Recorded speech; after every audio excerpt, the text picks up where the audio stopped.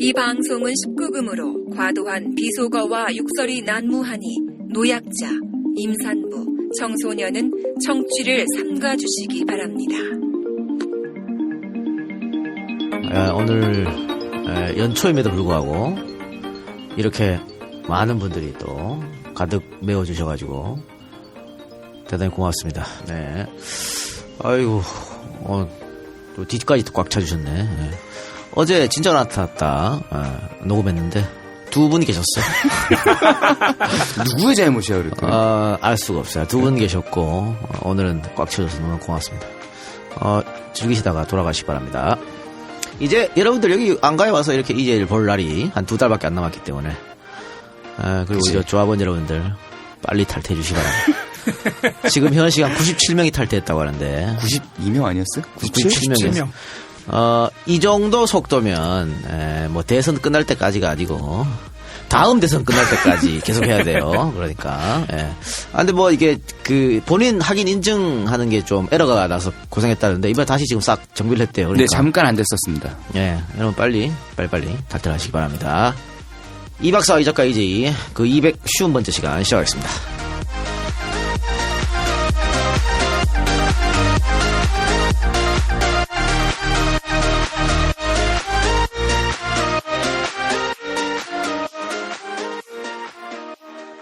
정권교체를 함께 염원하는 직원들로 똘똘 뭉친 판촉물회사 네피알로 삼행시 갑니다. 내가 아는 사업이나 행사를 PR하기 위한 알짜배기 판촉물 회사. 선물, 기념품, 답례품을 구하신다면 우리 편 회사 네피알을 찾아주세요. 3만 가지가 넘는 물품을 대기해 놓고 있습니다.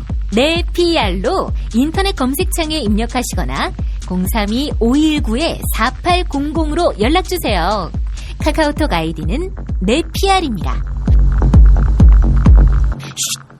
팟캐스트 듣고 연락주시면 더 깎아드립니다.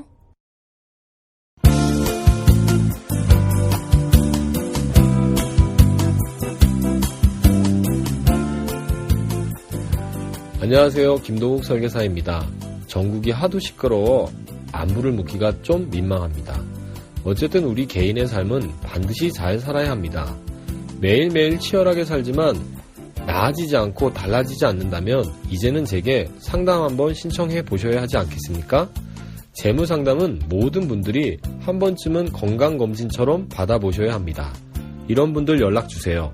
잘못된 보험 가입으로 금전 피해 크신 분들, 신규 보험 및 대출 상담이 필요하신 분들, 종합적인 재무 상담 받아보고 싶으신 분들, 김동욱.co.kr 혹은 네이버 검색창에 이희재의 설계사 검색하시고 카페 방문하셔서 수백 분의 상담 후기 읽어보세요. aig0001@naver.com으로 메일 주시거나 010-4511-2371, 010-4511-2371로 전화나 문자 주세요. 지금 연락하세요. 감사합니다. 네, 오늘 주제는 박정희 금고의 비밀입니다. 제목은 뭔가 굉장한 게 있을 것 같지만 별로 없어요. 날들 오늘 역사 얘기하고 다음 주는 예고인 드린 대로 안희정 충남지사가 안가를 방문합니다. 원래 그 12월 중순쯤에 예정돼 있었어요. 네, 안희정 그랬죠. 지사가 12월 중순에 안가에서 대권 도전을 선언하는 그런 플랜을 안 지사 측과 짰는데 우리가 최순실 사태가 터지면서 10월 달에 터지면서 그게 다 물거품 됐고 한 달 딜레이 돼서 1월 달에 하게 되어 있습니다. 안희정 지사 보고 싶은 분은 다음 주 17일인가요? 12일인가요? 12일 날 안가로 오시면 되는데 아마 그때 오늘 우리끼리 하는데도 꽉 차는데 그날 꽉 찰 수밖에 없으니까. 근데 그렇다고 해서 우리가 예약할 수는 없어. 지금까지 한 번도 예약제를 해본 적이 없기 때문에 그냥 빨리 오세요. 보고 싶은 분들은. 그러니까 평소에 저희끼리 녹음할 때는 한 6시 반? 요때 정도 오시면 좀 여유가 있었는데 안희정 지사가 나오시면 제가 보기에는 그거보다 조금 더 빨리 오셔야 되지 않을까. 대규모의 여성 청취자들이 안가에 오실 것으로 좀 예상이 됩니다. 그래요. 많이 오시고 또 다다음 주죠. 19일 맞나요? 목요일 19일은 박원순 시장이 또 안가로 오니까 그때도 많이 방문해 주시고 또 다른 예고 더민주 서울시당 팟캐스트 있죠? 서당캐. 성원에 힘입어서 매주 하기로 했습니다. 그러니까 매주 금요일날 7시 이것도 안가에 오시면 볼 수 있어요. 근데 매주 하게 되면 의원님들은 힘든 거 아니에요? 그 뭐 내가 알 바 아니고. 국이나 보고 떡이나 먹으면 되지 뭘. 지금 거기 진행자가 김영호 의원, 박주민 의원, 김병기 의원인가? 고정이고. 아, 김병기 의원은 아니고. 하여튼 뭐 더 나머지는 돌아가면서 오신다고 하니까 많이 참석해 주세요. 아마 서울시에 적을 두고 있는 국회의원 혹은 원외위원장 이런 분들이 많이 오실 것 같아요. 서울시당 팟캐스트니까 당연하겠지. 많이 참석해서 요즘 뭐 수단계도 많이 듣는다 그러더라고. 해주시고 없죠? 이제 예고. 예. 네, 예고는 없고. 자, 그럼 시사 얘기. 그런데 예. 그럼 나머지 두 분 예. 문재인, 이재명 두 분하고 일정은 아직 조율이 안 되고 있어요. 네, 안 돼요. 일정 조율이 안 되고 있는 걸로 알고 있습니다. 그게 목요일 날 우리가 목요일밖에 안 되잖아. 목요일밖에 그렇죠. 안 되니까 뭐 계속 내가 전화해서 뭐 닥달할 수도 없고. 또 이 작가 스타일상 지가 날짜를 바꾸겠어? 그냥 매주 목요일이니까 1월에서 2월 말까지 하여튼 부탁한다고 전달했기 때문에 1월에서 2월 말 안 되면 말지 뭐 안 되는 걸 어떻게 해 강제로. 자, 그러면 시사 얘기 해봅시다. 오늘은 뭐 최순실 재판밖에 없는 것 같은데. 네. 그렇지 않나요? 출두했죠. 헌재로 출두를 했었죠. 헌재가 아니고 최순실 공판. 예, 공판이었죠. 첫 공판이 오늘 있었는데 최순실, 안종범, 정호성 다 나왔다 그래요. 안 나올 수가 없지. 사실 오늘은 무조건 나와야 되는 재판이어서. 그러니까 이거 보면 최순실이 왜 공황 장애가 있다 그래서 청문회 안 나갔잖아요. 에어포트 관련? 네, 그래서 안 나갔고. 또 특검에서 부르실 때는 뭐 정신적 충격, 정유라가 잡혀가지고 예. 정신적 충격으로 특검에 못 나간다고. 근데 재판에 나왔네. 이거 뭐지? 공황장애하고 정신적 충격이 재판할 땐 다 사라지나? 그냥 앞에 거는 핑계였다. 그렇죠? 그렇죠. 이렇게밖에 볼 수 없는 것이죠. 그리고 카메라에 비춰진 모습도 보면은 그렇게 하기가 막 이걸 못할 정도로 아파 보이거나 진술을 못할 정도로 안 좋아 보이거나 이러지가 않더라고요. 오히려 더 건강해진 것 같은 느낌이 드는 건 왜죠? 모르죠 뭐. 그리고 오늘 뭐 비슷한 시각인데 헌재에서 2차 변론기일이 열렸습니다. 예. 그래서 사실 1차 변론기일 때는 대통령이 안 나와가지고 9분 만에 끝났죠. 2차 변론기일에는 대통령이 나왔습니까? 역시 안 나왔죠. 안 나왔죠. 근데 뭐 안 나와도 이건 그냥 가는 거니까 2차부터는.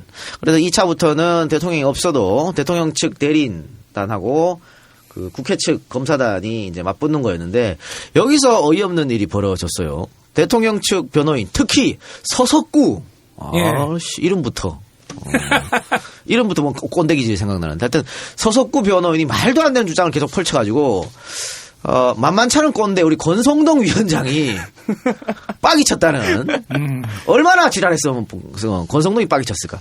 일단은 대통령 측이 특검의 불신, 특검을 믿지 못하겠다 이렇게 얘기했습니다. 그러면서 믿지 못할 이유가 있을 거 아니에요.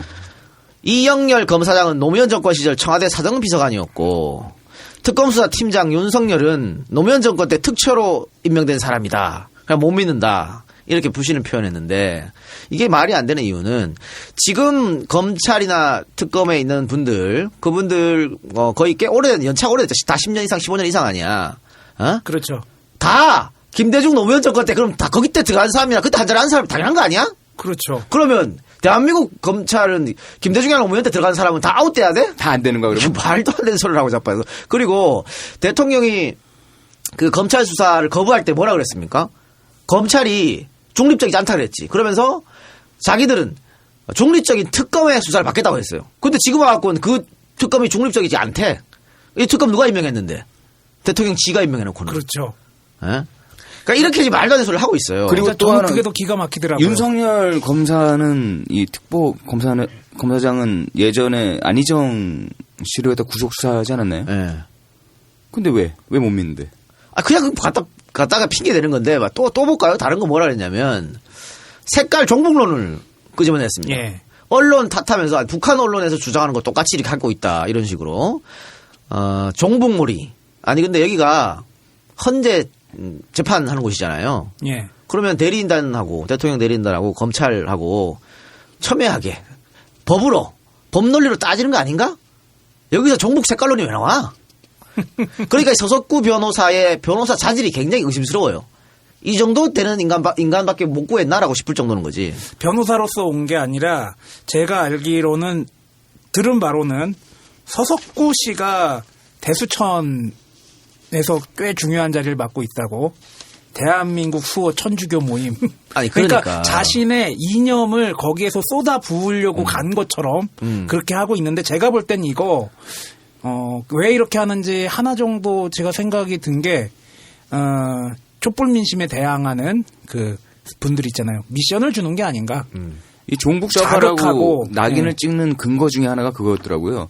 대한민국은 민주공화국이다라는 그 노래를 작곡하셨던 분이 예전에 김일성에 관련된 노래를 만들어가지고 처벌받은 적이 있다. 그러므로 지금의 촛불 민심은 전부 다 종북 좌파 불행에 들어갈 수 있다. 아니 그거랑 재판이랑 뭔 상관인데 촛불이랑 재판이랑 법리를 다투는 재판이랑 여론몰이 하겠다는 거죠, 뭐. 그냥 말도 안 되는 소리를 지금 하고 있는 거예요. 더 이 사람이 웃긴 게 뭐냐면 계속 제지를 했잖아. 그래서 예. 고성도도 제지하고 심지어는 같은 그 대통령 측 변호인단 같은 변호인단도 그러지 말라 그랬어. 그 재판장도 제지하고 그 마지막에 뭐라 했냐면 신이 우리를 이끌어주기를 이런 얘기했어요.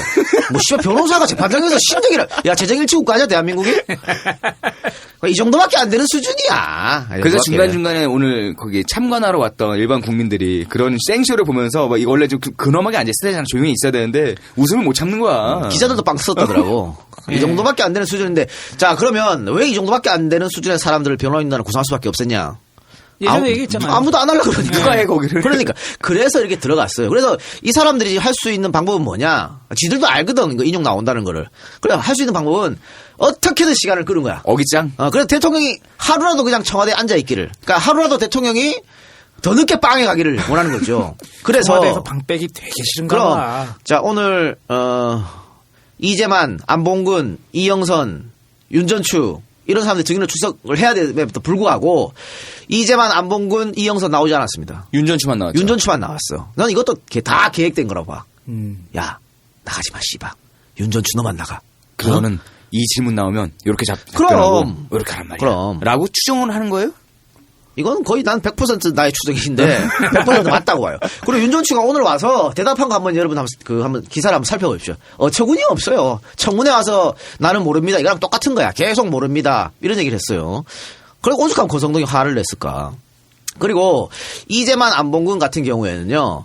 이게 지금 나오라는 그 수령증도 받지 못한 상태야. 그렇죠. 우병우랑 똑같은 짓을 하고 있어 지금. 예. 어디 이상한 것만 배워가지고 말이야. 그럼 이 양반들도 저번에 우병우 씨 잡을 때처럼 똑같이 지금 그렇게 되는 현상을 거예요. 벌어야 되나? 그리고 이영선은 뭐 열흘 뒤에 나온다 그랬거든. 그래서 이제 다음번 할 때는 나오라 그랬는데, 그러니까 이렇게 계속 시간을 잡아 끄는 방법밖에 없어요. 그런데 안 나오면 어떻게 되냐? 안 나오면 지들이 불리해. 그렇죠. 대통령이 불리할 수밖에 없어. 얘들이 나와가지고 오늘 윤전주처럼 모릅니다 해줘야 되거든. 그래서 언젠간 나와. 그 언젠가가 언젠가냐. 시간을 끌 때까지 끌고 야 이제는 나가야 된다. 아무튼 큰일 난다고 할 때 아마 이재만, 안봉근이 지발로 걸어 나올 겁니다. 그렇죠. 한번 보세요. 그러니까 이건 시간 끌기용밖에 안 되는 것이다. 그 헌법재판소장이 참다 못 참아서 이제 스팀이 팍 올라서 야 그냥 이거 판결한다 하고 그 판결봉을 딱 잡으려고 할 때쯤에 좋았어요. 이렇게 되는 거죠. 그렇게 되는 거죠. 예. 그리고 이제 문학의 그 블랙리스트 수사는 특검이 이걸 잡은 것 같습니다. 확실한 물증을.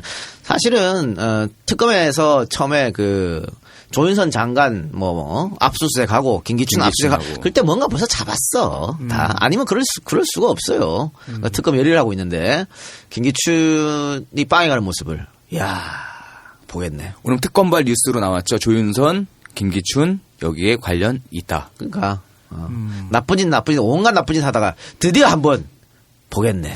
근데 블랙리스트 같은 경우에는 무슨 죄로 잡아가둘 수 있는 거지? 야 블랙리스트는 죄가 엄청 많죠. 직권 남용도 되는 거고 업무 방해도 되는 거고. 업무 방해? 기본적으로 이건 위헌이야. 그렇죠. 국민 기본권 침해. 그럼 언론의 자유를 침해하는 것이고 이게 직업 선택의 자유도 침해한 거야. 그렇죠. 엄청난 이게 엮으려면 얼마든지 엮을 수 있어요. 이거는. 걱정되는 게 우리나라는 하도 위헌을 해도 법률이 더 우선시되고 정치 논리가 우선시되는 경우가 많으니까 개인의 힘이 더 우선시되고 그래서 좀 제대로 잡았으면 하는 바람에서 한번 상기시키려고. 네. 아니 그런 문제가 있고 다른 얘기 해줄 거는 요즘에 최준실 관련해서 이제 더 나올 것이 없다고 봤는데 또 있어? 너무 많아. 요즘 최준실하고 그 정호성 녹취록이죠. 요즘 예. 언론에서 막 나오고 있지 않습니까? 아, 무슨 판도라의 상자 같아. 저기 스마트폰에서 녹취해 놓은 게. 예. 야, 그렇게 내가 볼 때는 뭐 하루에 한 개씩 까가지고 흘리는 것 같기도 그러니까. 하고 하루치씩 까가지고 흘리는 것 같은데 그때만 해도 이렇게 특종감이 우르르 나올 정도니. 그러니까 이 녹취록 보고 그 검찰에서 그랬다잖아요. 기가 막혔잖아요. 그러면 뭐 10초만 공개되면 뭐 촛불이 횃불이 된다. 예. 어떻게 대통령이 이게 무능하냐라고 했는데 우리도 이제 요즘에 이걸 보면서 그런 생각이 듭니다. 일단 몇 가지 예를 들어드리면 2013년에 박근혜가 중국 가잖아요. 예. 국빈 방문. 중국어로 연설한. 중국어로 연설한. 예. 아, 그랬다 우리 언론 TV조선을 비롯해갖고 개적 같은 언론들이 쪽쪽 빨아들이죠. 대통령이 5개국어를 할 줄 알고 그 중에서 중국어를 가장 잘하게 한다. 원어민처럼 한다고. 제가 그래서 다시 봤어요. 오랜만에. 네. 한 4년 만에. 그때 얼마나 원어민처럼 했는지. 개코 원어민을 계속 떠듬어. 그렇죠. 계속 떠듬는데 우리말도 못하는 사람이 뭔데 그걸 떠듬는 거를 내가 가만히 생각하니까 저거를 한자로 적었을까? 진짜 중국말로? 만약에 원어민 수준으로 한다면은 그건 당연한 거지 그거는. 한자로 적어야 되는 거 아니에요? 수준은 되겠죠. 내가 봤을 때 그거 한글로 적었을 것 같아. 그거보다 조금 떨어지면은 그 한자에다가 성조만 표시해. 아니야. 그냥 한글로 적었을 거야. 아니 근데 성조 표시는 해줘야지 올라갔다 내려갔다 할 거 아니에요. 그 성적 그냥 했어 봐. 우리 옛날에 저 팝송 들을 때 있잖아요. 네. 한글로 받아 적잖아요. 나칭 그렇죠. 쓰거나 체인지 말로 그렇지. 보이고 막 이렇게. 예. 막 그렇게 했잖아. 예. 그게 아닐까.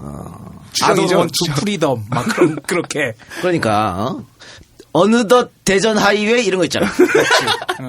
그였지 않을까 싶습니다. 아 너무 못하더라. 하여튼 그랬는데 이 중국어로 연설한 게 최순실이 작품이다.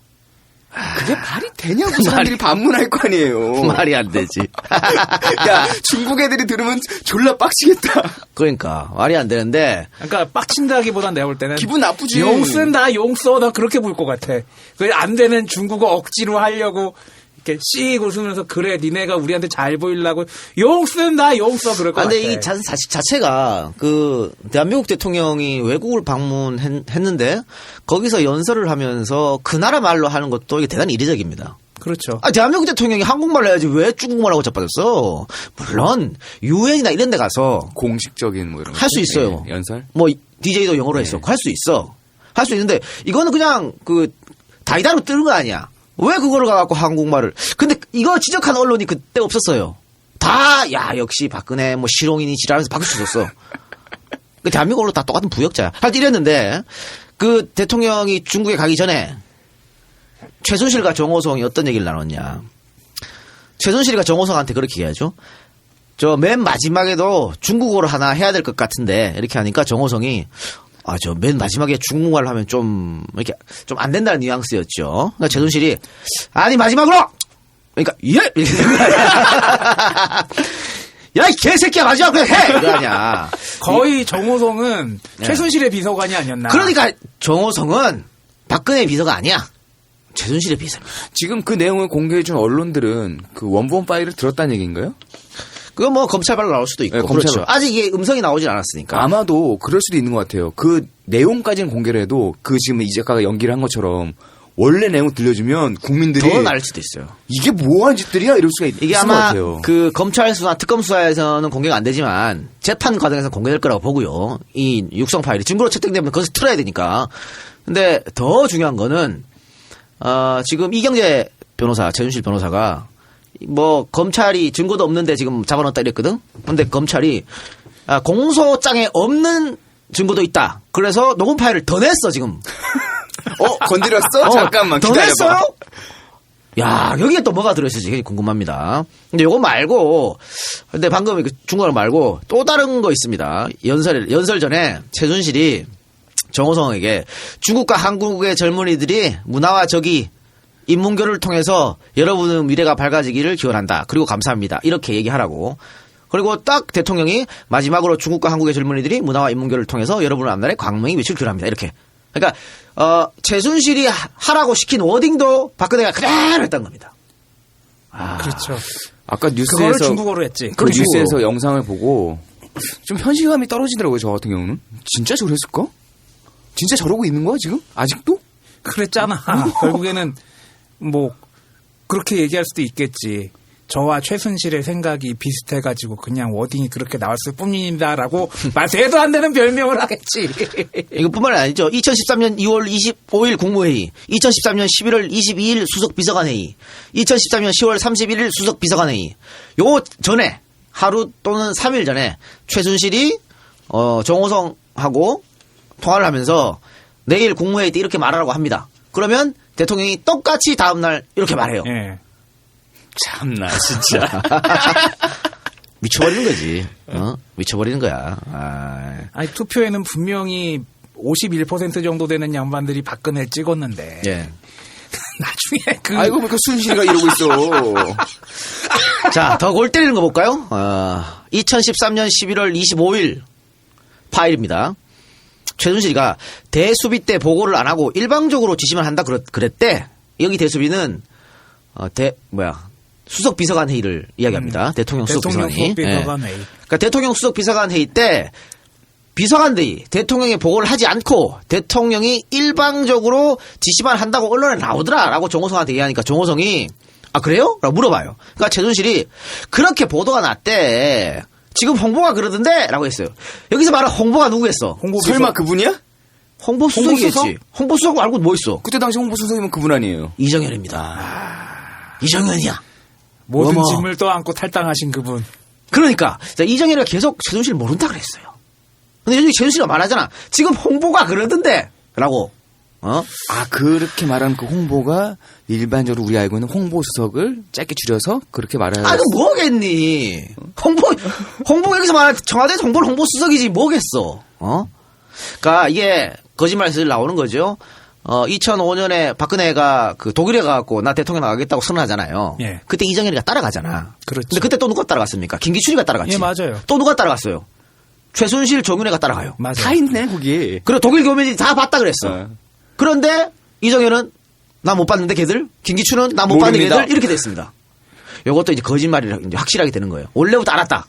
자, 그러면 이렇게 지금 최순실이가 지금 홍보가 그런데라고 홍보수석한테 들었다는 것처럼 말했잖아요. 이 말을 듣고 이정현이가 나는 그런 말을 한 적이 없다라고 오늘 급작스럽게 기자들에게 문자를 뿌렸어요.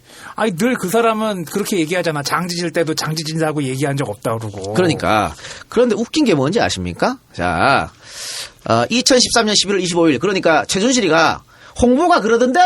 라고 하는 거 이렇게 말했을 때 딱 그날입니다. 당일날 이정현이 기자회견을 엽니다. 그것도 2번이나 열어. 이례적으로 2번이나 열어서 이정현이가 뭐라고 기자들한테 말하냐면 평상시에 장관들이 보고를 안 한다고 그러는데 장관들 보고가 수시로 이루어집니다. 대통령이 수석들 보고 잘 봤습니다. 이렇게 2번이나 강조했어요. 같은 날. 그러면 순실이가 말했던 내용. 이거 100%지 뭘 이거 100% 아니야? 아니 최순실이가 그 정호성한테 이게 따지는 거잖아. 왜 이런 게 언론에 나느냐. 그리고 이거 저 홍보수석이 나한테 그런데 언론에 나느냐 따지고 나서 홍보수석이 이거 이렇게 딱 이렇게 말했어. 2번이나 말했어. 저희는 보고를 잘하고 잘 받는다고. 잘 받고 있습니다. 근데 보통은 대통령이 직접 아니 이게 왜 이렇게 나왔습니까? 이렇게 얘기하는데 최순실이 큰일 났네. 막 그러고 있으니. 네. 자, 그럼 이게 뭐냐. 저는 이정현이가 새누리당을 탈당하는 순간 왜? 짜증나게 왜? 아쉬웠지. 엄청 아쉬웠죠. 계속 같이 있어야 되는데. 끝까지 있었어야 되는데. 오늘 근데 이 기사 나오니까 알겠어. 저렇게 해서 탈당했구나. 이런 생각. 지금 위험을 느꼈어. 새누리당 보세요. 친박 핵심 인사들이 안 나가고 뻗팅기고 있죠. 네. 이정현만 지금 나간 상태 아니야. 예. 특히 서청원은 죽어도 못 나간다. 그러고 있고. 그렇죠. 오히려 임명진 보고 네가 나가라. 이렇게 얘기하고 있잖아요. 그렇죠. 참고로 서청원 의원 목사는 성직자가 아니에요. 그냥 목회자지. 성직자의 분류에 들어가지 않으니까 계속 성직자라는 딱지를 목사한테 붙이지 마세요. 그 양반이 그거 알고 얘기하겠냐. 최경환은 새누리당 당원 한 명이 남았을 때까지 남겠다고. 진정한 의미의 순장조야. 그렇게 지금 얘기하고 있잖아요. 난 내가 볼 때는 순장조 A급 순장, 그러니까 ABC로 나눴대잖아. 네. 서청원 의원 주장이. A급 순장조가 이정현이고, 네. 진짜 같이 불섭에 뛰어들 사람이고, 그 다음 순장조들이 지금 새누리당을 지키는 사람들이 하니까. 그런 예상이 들어요. 근데 이 사람들이 왜 안 나가냐. 이 사람들이 말이죠. 당을 나가잖아. 정치 인생 끝입니다. 그렇죠. 이제 3년 6개월 남은 거야. 다음 국회 선거는 없어요, 이 사람 나가면. 그렇지.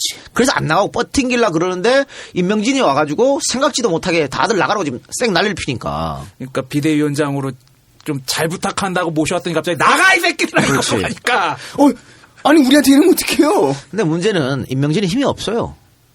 그래. 그- 내가 볼 때는 임명진이 못 이겨. 같은 비대위원장이라도요. 김종인 비대위원장하고 임명진 비대위원장 하늘과 땅 차이예요. 왜냐? 공천권 때문에. 그럼 공천권을 쥐고 있고 여기는 공천권이 어디 있어? 그러니까 목줄을 쥐고 흔들 만한 게 없지. 임명진한테 지금. 그러니까 나가라고 해도 안 나가는 거고 오히려 역공 펼치는 거예요. 이렇게 되니까 스스로 나갈 수밖에 없는데 스스로 안 나간다 그러니까. 그러니까 자기들은 나가면 끝이기 때문에 안 나가고 버티는 거거든. 창피를 모르잖아요, 그 사람들은. 그렇죠. 다시 이정현 얘기를 생각해 보시면은 왜 이정현이 나갔는지 아실 수가 있을 겁니다. 요 얘기들을 정리해서. 그러니까 그래서 난 나갔을 것이다. 갑자기 그 생각이 확 들더라고. 그리고 최순실이 개입한 게 이것뿐만이 아니야. 청와대 진돗개 이름도 최순실이 줬다고. 네. 진돗개.hw. 야, 이건 귀엽다. 차라리 다른 거에서 이건 귀엽다. 참나 기가 막히네.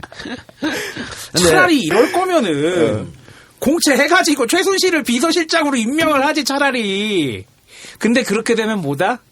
오늘 방송 내용에 나올 돈을 못 챙길 수도 있다. 그렇죠. 공직자에 올라가면 월급 받고 땡이지만. 비선으로 빠지면 그렇지. 따끈따끈한 걸 많이 만질 수 있죠. 저는 그 대통령 친구가 개 이름 지을 수 있다고 봐. 줄 수 있잖아. 지을 수 있지. 내가 만약 대통령 됐어. 야, 이 박사. 청와대에서 개 두 말 들었는데 너 이름 혹시 좋은 거 없냐? 할 수 있잖아. 아니, 심지어는 친구 사이면은 야, 이 박사, 너 한자 좀 아냐? 좀 알지? 야, 내 애 이름은 이렇게 줬는데 한자 뭐 쓰는 게 좋겠냐? 그래, 물어볼 수 있잖아. 정도까지는 그래. 할 수 있지. 아주 친하면. 물어볼 수 있잖아. 근데 문제는 뭐냐면요. 최순실은 이렇게 정말 아주 지엽적인 것부터 시작해가지고 개 이름 짓는 것부터 시작해갖고 외국에 나가서 연설까지 모든 걸 다 컨트롤했다는 게 문제 아니야. 머리부터 발끝까지 다 그냥. 야, 최순실이가 존나 일을 잘하는 거야, 그러면? 야, 일을 잘했으면 이게 이렇게 나왔겠니? 아니, 여기저기, 야, 존나 바쁘다. 그러니까 지금 안 나왔지만요. 이렇게 정말 최순실이가 A부터 Z까지 모든 걸 다 했으면 혹시 국방은 건들지 않았을까? 뭐 그런 썰도 있었죠. 계속 얘기 나왔잖아. 경제는 건들지 않았을까? 대북 정책은 건들지 않았을까? 생각이 드는 거예요. 큰일 났네. 개성공단 폐쇄해야 돼. 그렇지. 큰일 났네. 사드. 아유, 그리고 F-20 넣어야지. 큰일 났네. 계속 이럴 수 있지. 그렇지.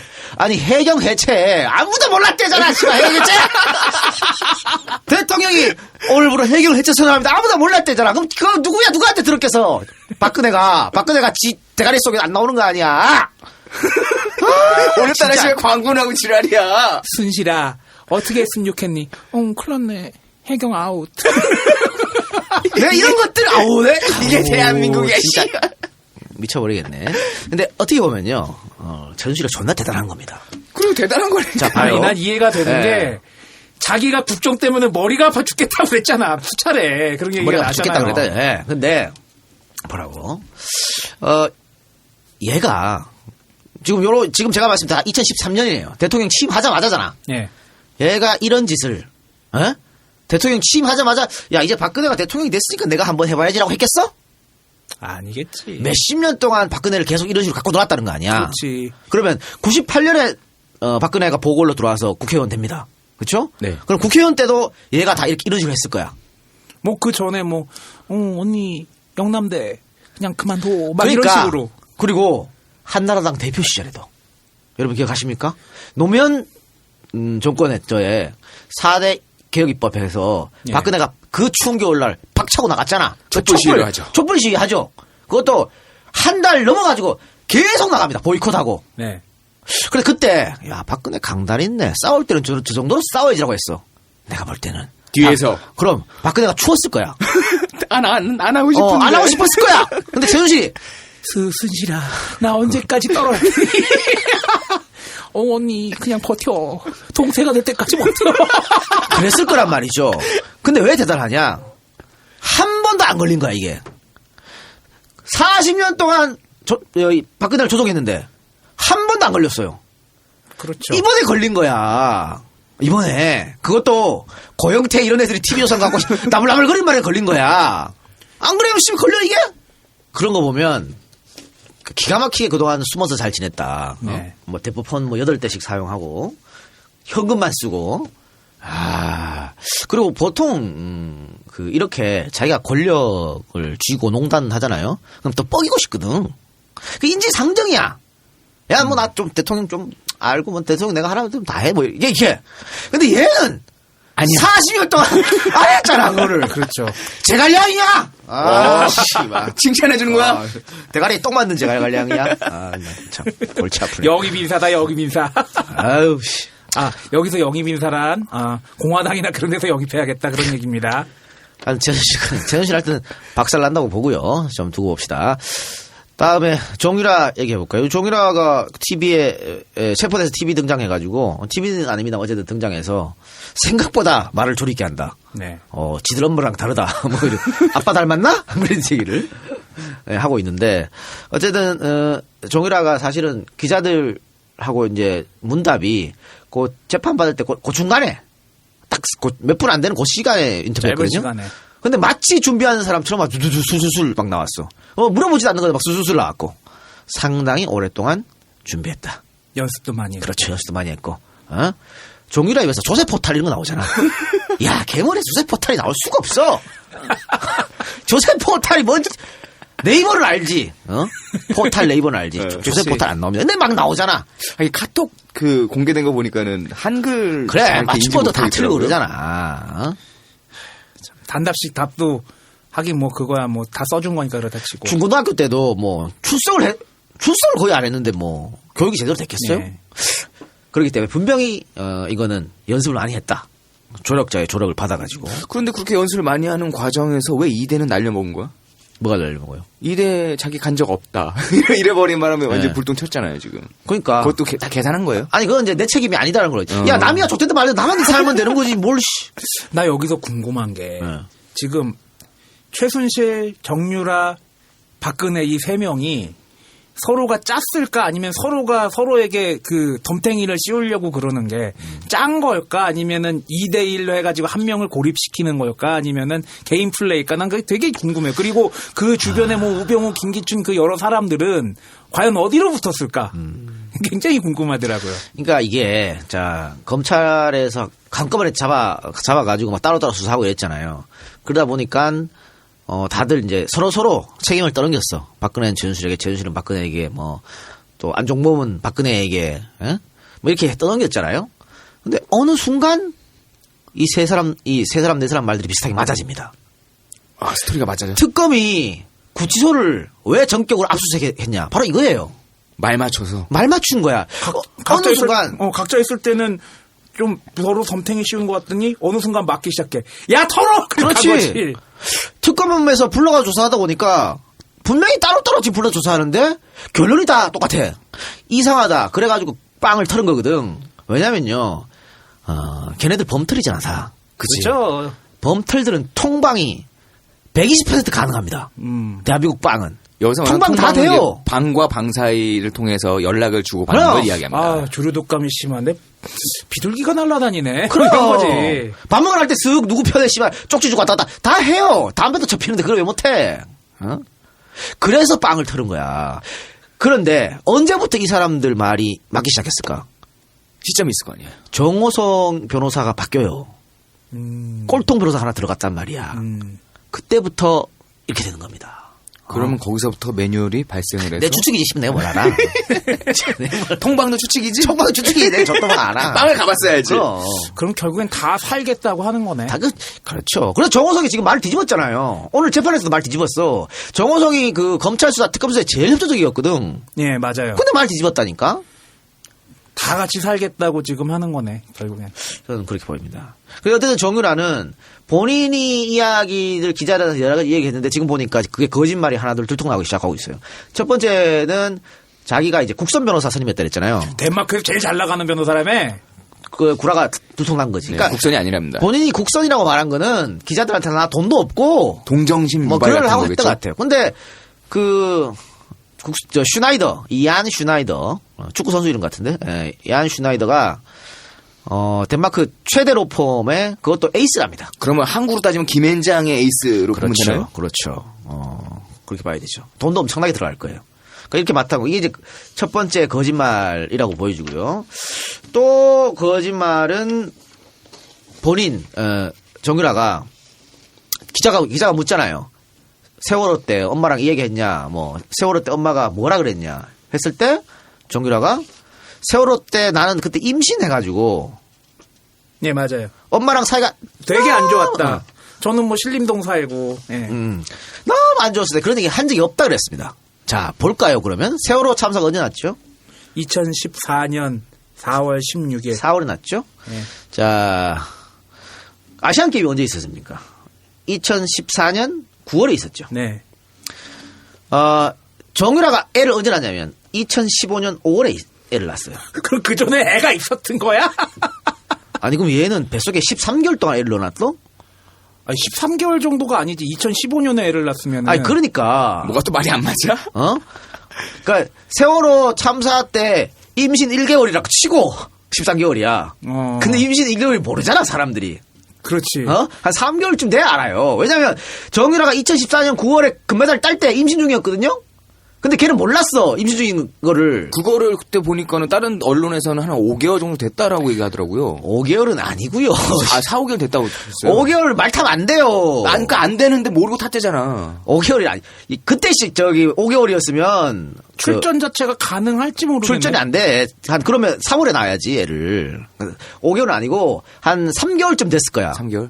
그러니까 얘가 몰랐어. 몰랐기 때문에 말을 탄 거거든요. 나는 애가 없어가지고. 그러니까 이 부분은 우리가 좀 모르겠다. 약해. 이건 우리가 좀 약해. 계산이 안 된다. 상식이지 뭘 모르기는 뭘 몰라, 씨. 애가 없어 그래. 뱃속에 10개월 있다 나오는 거 상식이지, 씨. 그건 알겠는데. 그건 알겠는데 2015년 언제 낳았다고요? 5월에. 그러면 지금 몇 월에 임신한 거요? 2015년 5월에 애를 낳았으면 10월로 역산해봐. 그러면은 한 8, 9월 되지 않았어? 7, 8월 아니야. 네. 임신했는 거 아니야. 그러니까 9월달 되면 2, 3개월이었다고.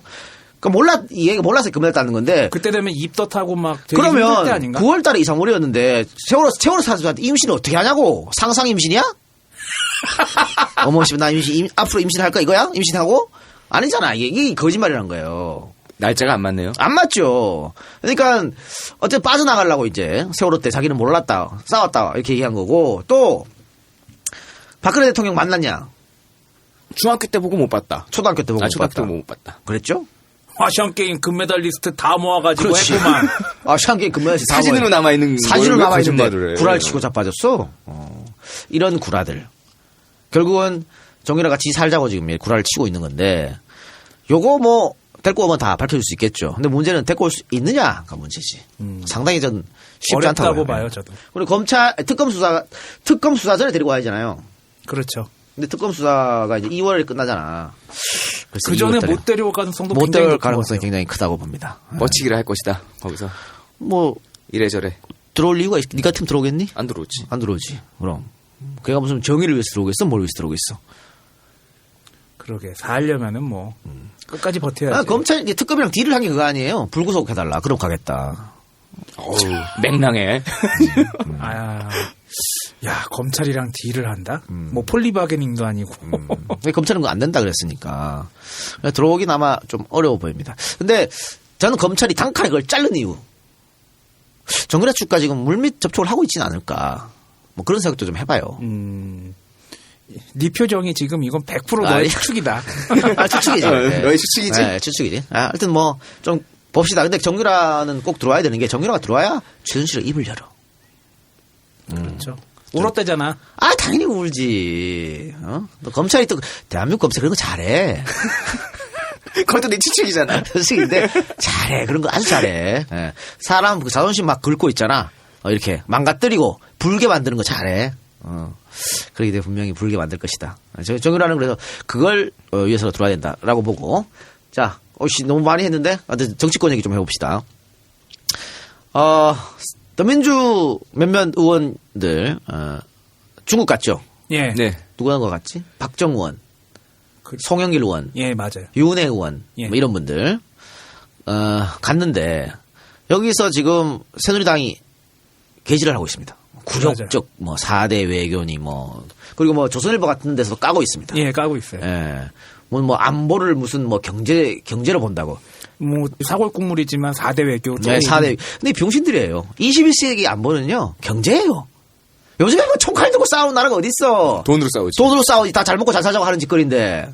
멍청한 것들. 우리나라랑 중국의 교역량이 우리나라 전체 교역량 중에 제일 높잖아요. 제일 높죠. 몇 번을 얘기했는데 그걸 포기한다고? 그리고 지금 당장 중국에서 아니 설날 한국 가는 거 다 막아버렸잖아. 네, 맞아요. 춘절이면은 중국에서도 굉장히 큰 명절이고 그 땅덩어리가 넓어서 그런지 모르겠지만 굉장히 길게 휴가 기간을 주거든요. 네. 그런데 그 기간에 류커들이 굉장히 많이 온다고. 와서 쇼핑도 많이 하고요. 그렇지. 관광도 하고요. 그렇죠. 그 동남아는 오히려 느렸어요, 근데. 야, 한국 가지 마. 동남아가 이거잖아. 근데 이게 타격이 크다니까 한국에서 지금. 그리고 또 중국하고 또 연결되는 한류. 네. 이것도 막았죠. 다 이제 못하게 해버리면 어떡할 거냐고. 에이, 내 주식 씨발. 왜 한류 들어왔었어? 아니 박근혜 씨가 드라마 매니아인데 예.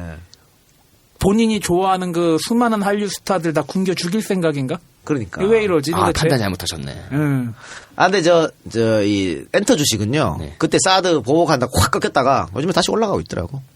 그래? 좀 벌었어. 괜찮아. 네. 괜찮아? 머리숱이 좀 늘어난 것 같아. 우리는 어디에 던지잖아요. 네. 잃어본 적이 없어요. 알잖아. 늘 진짜요? 따잖아. 늘 따? 그럼.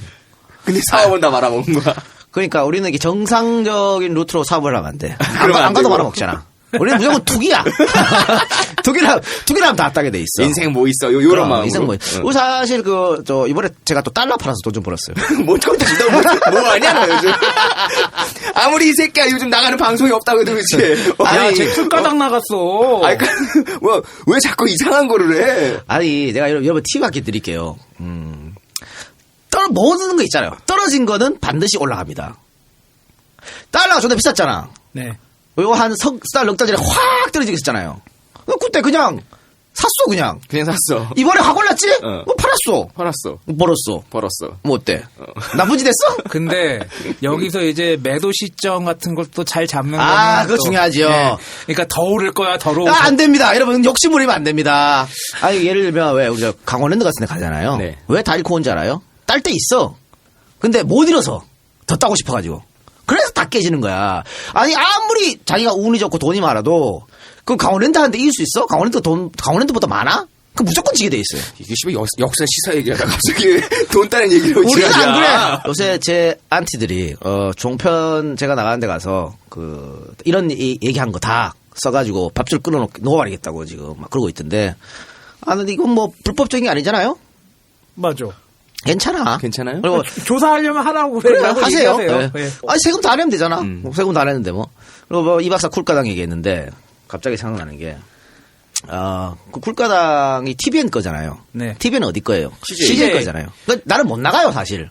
그래서 사실은 그 쿨가당 제작진에서 한 2년 반 동안 계속 위로 올렸어. 근데 계속 카트 먹었지. 저기 이동형 작가를 안 돼, 이 이번에 개새끼야. 이렇게 된 거지. 근데, 이번에 된 거야.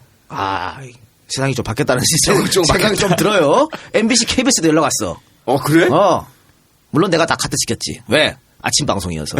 아침은 안 돼? 우린 죽어도 아침 방송을 안 하거든. 다 같이 시켰는데, 어쨌든 쿨가당 나갔어, 이제. 네. 고정으로 이제 나와달라. 첫 번째 나와서 너무 잘했다. 고정? 오케이. 근데 그 방송 자체가 없어질 것 같아. 왜냐면, 거기 진행자가 곽승준이에요. 예. MB라인이죠. MB라인이죠.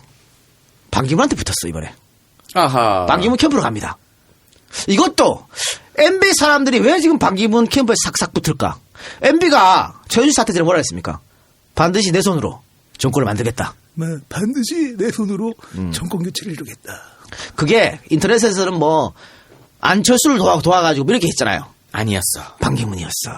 속속 합류하고 있으면 이 똥간이 붙었다는 얘기도 지금. 예, 그런 거면 있어요. 근데 이렇게 캠프로 가면은 뭐 쿨가당 없어지는 거지 뭐. 왜 진행자만 바꾸면 되지? 아니 기껏 2년 맞다 기다가 나갔는데. 뭔지 알겠다. 뭔지 알죠. 알겠다. 예, 그 프로는요. 예, 그 프로가 여태까지 시청률과 뭐 거기까지 하면은 거기까지. 예. 그렇기 때문에 앞으로는 없어지겠다 생각됩니다. 하여튼 그런 반기문은 사실은 저는 아직까지 나의 희망이지만 그만뒀으면 좋겠거든. 여기서 이쯤에서. 그만하고. 그리고 반기문 본인이 나 대권 도전을 한다고 말한 적이 없어요. 예. 그냥 불사르겠다 그랬지. 예. 없잖아 아직도. 그게 뭐 생가를 방어하는 건지 뭔지는 우리 아무도 그러니까. 몰라. 근데 저렇게 자꾸 사람을 모으는 거 보니까 이게 진짜 한번 나올 생각이 있는 것 같은데. 사람을 모으는 건지 사람이 모이는 건지. 근데 지가 이게 쳐내면 되는 지가 안 쳐내고 있잖아요. 그래서 조금 더 큰 게 좀 터졌으면 좋겠다. 일단 뭐 23만 달러 이 문제하고 신천지 문제 이게 네. 제일 크잖아요. 네. 컸는데 나는 이 성완종께 좀 터질 거라고 봐. 성완종이 충청의 맹주였고 충청 프로 말씀하시는 거죠 지금? 성완종 돈 안 받은 충청권 인사가 없어요. 그러니까 반기문이 만약에 박연차 돈을 받았으면 성완종 돈 당연히 받았지. 그리고 반기문 동생이 성완종 회사에서 일했잖아. 예. 그리고 반기문 조카가요 성완종을 사기쳐 먹었어. 야. 아, 야! 베트남에서? 그래 사기쳐 먹었어. 반기문 조카가 성완종을 사기쳤어. 사기를 당한 걸까? 아니면 드린 건가? 그렇다, 씨발. 모르겠다. 나는 모르지. 그런단 말이야. 요런 게 또 하나 터질 거고요. 그러면 반기문은 자기가 지금껏 평생을 한 4, 50년간 외교관으로 쌓아온 명예를 다 잃을 수 있어요. 그렇죠. 그리고 이 공무원은 특히 외교관은요. 그 몸속 뿌리 깊은 DNA가 있어. 보신이지 그럼. 응? 돌다리도 두들겨 보고 걷는다. 안전제일. 가끔 튀는 사람이 칠레에서 성추행하고 그러는 거지. 그럼. 그렇기 때문에 반기문이 확실히 내 편에 대줄 사람이 많고 또 제3지대든 뭐 비박 신당이든 또 국민의당이든 날 추대 안 해주면 그렇게까지 무리해서 들어올 것 같지는 필요 않다. 없다. 나 반기문이야. 그렇지. 이걸로 가는 거지. 저기 저 유승민하고 경선 뭔 경선이야 이렇게 나오는. 저기 앉혔어. 예, 개소리야. 거지. 야 내가 경선에서 져봐. 내가 유엔 사무총장 출신인데 이걸로. 개망신 가는 나오고. 맞아. 개망신이지. 경선에서 지면 이런 망신 이런 개망신도 없어요. 한국에서 못 살아 걔는. 그럼 이제 고향 가면 고향에 있는 뭐 이것도 뭐 그 뭐라 그래? 동상? 동상 이런 거 어떻게 하냐? 동상 잡고 못 끌어야지. 노래나 쓸어놓고 이제 있는 거지. 그러니까. 뭐 무슨 거목? 그래서 그 쿨가당에서 황영철을 불러가지고 뭐 이야기했던 게 예, 있었는데. 저도 구면인문이죠. 내가 물어봤어. 그래서 만약에 이거 반기문이 비박신당에 들어가서 추대해달라 그러면 어떻게 할 거냐? 반기문이 그럴 사람이 아니라고. 유승민하고 이렇게 할 거라고. 경선할 거라고. 나는 그럴 사람이라고 본다. 누구 말이 맞는지 그때 가서 보자. 반기문은 절대 경선 안 합니다. 그런 모험을 할 사람이 아니에요.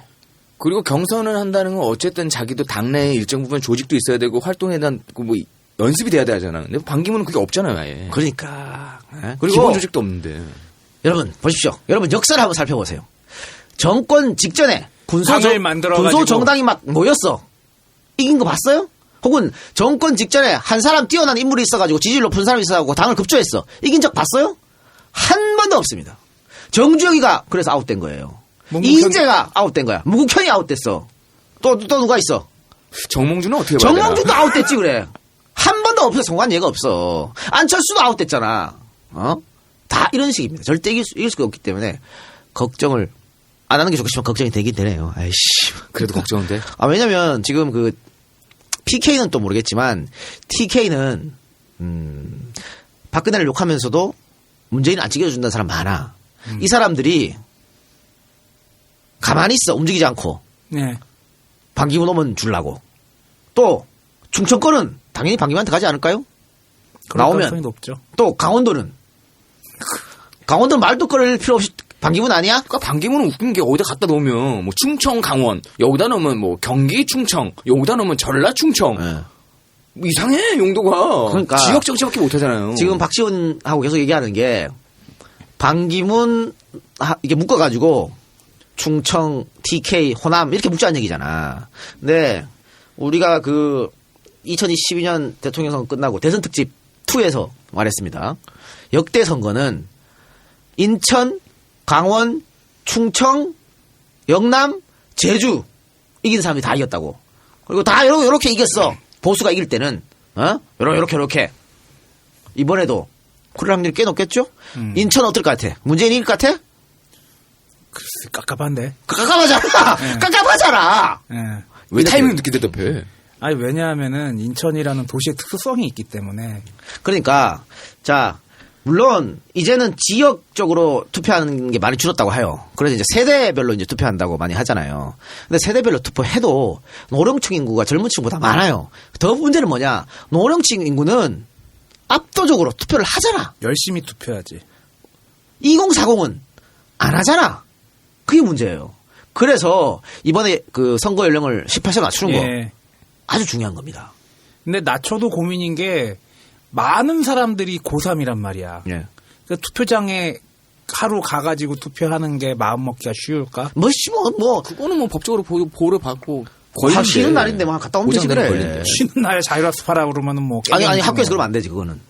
국민에 걸리기 때문에. 근데 지금 비박신당에서 이거 한다 그랬잖아요. 철회했을걸? 근데 철회했잖아 철회했죠. 지금. 근데 아마 당에서 논란이 있는 것 같아. 근데 난 일단 비박신당이 이런 걸 들고 나와야 보수가 개혁하려고 하는구나, 노력하는구나, 국민한테 보여준다고 봐. 왜냐면 참정권을 많은 국민들한테 주는 거는요, 국가가 당연히 할 일입니다. 맞아. 당연히.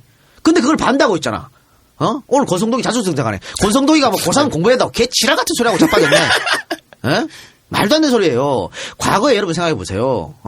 저 미국이나 이런 민주주의가 꼽힌 나라, 뭐 유럽 이런 나라도 여자들한테 참정권 안 줬어요. 왜 안 줬어? 여자들이 뭘 안다고 이랬다고. 예, 맞아요.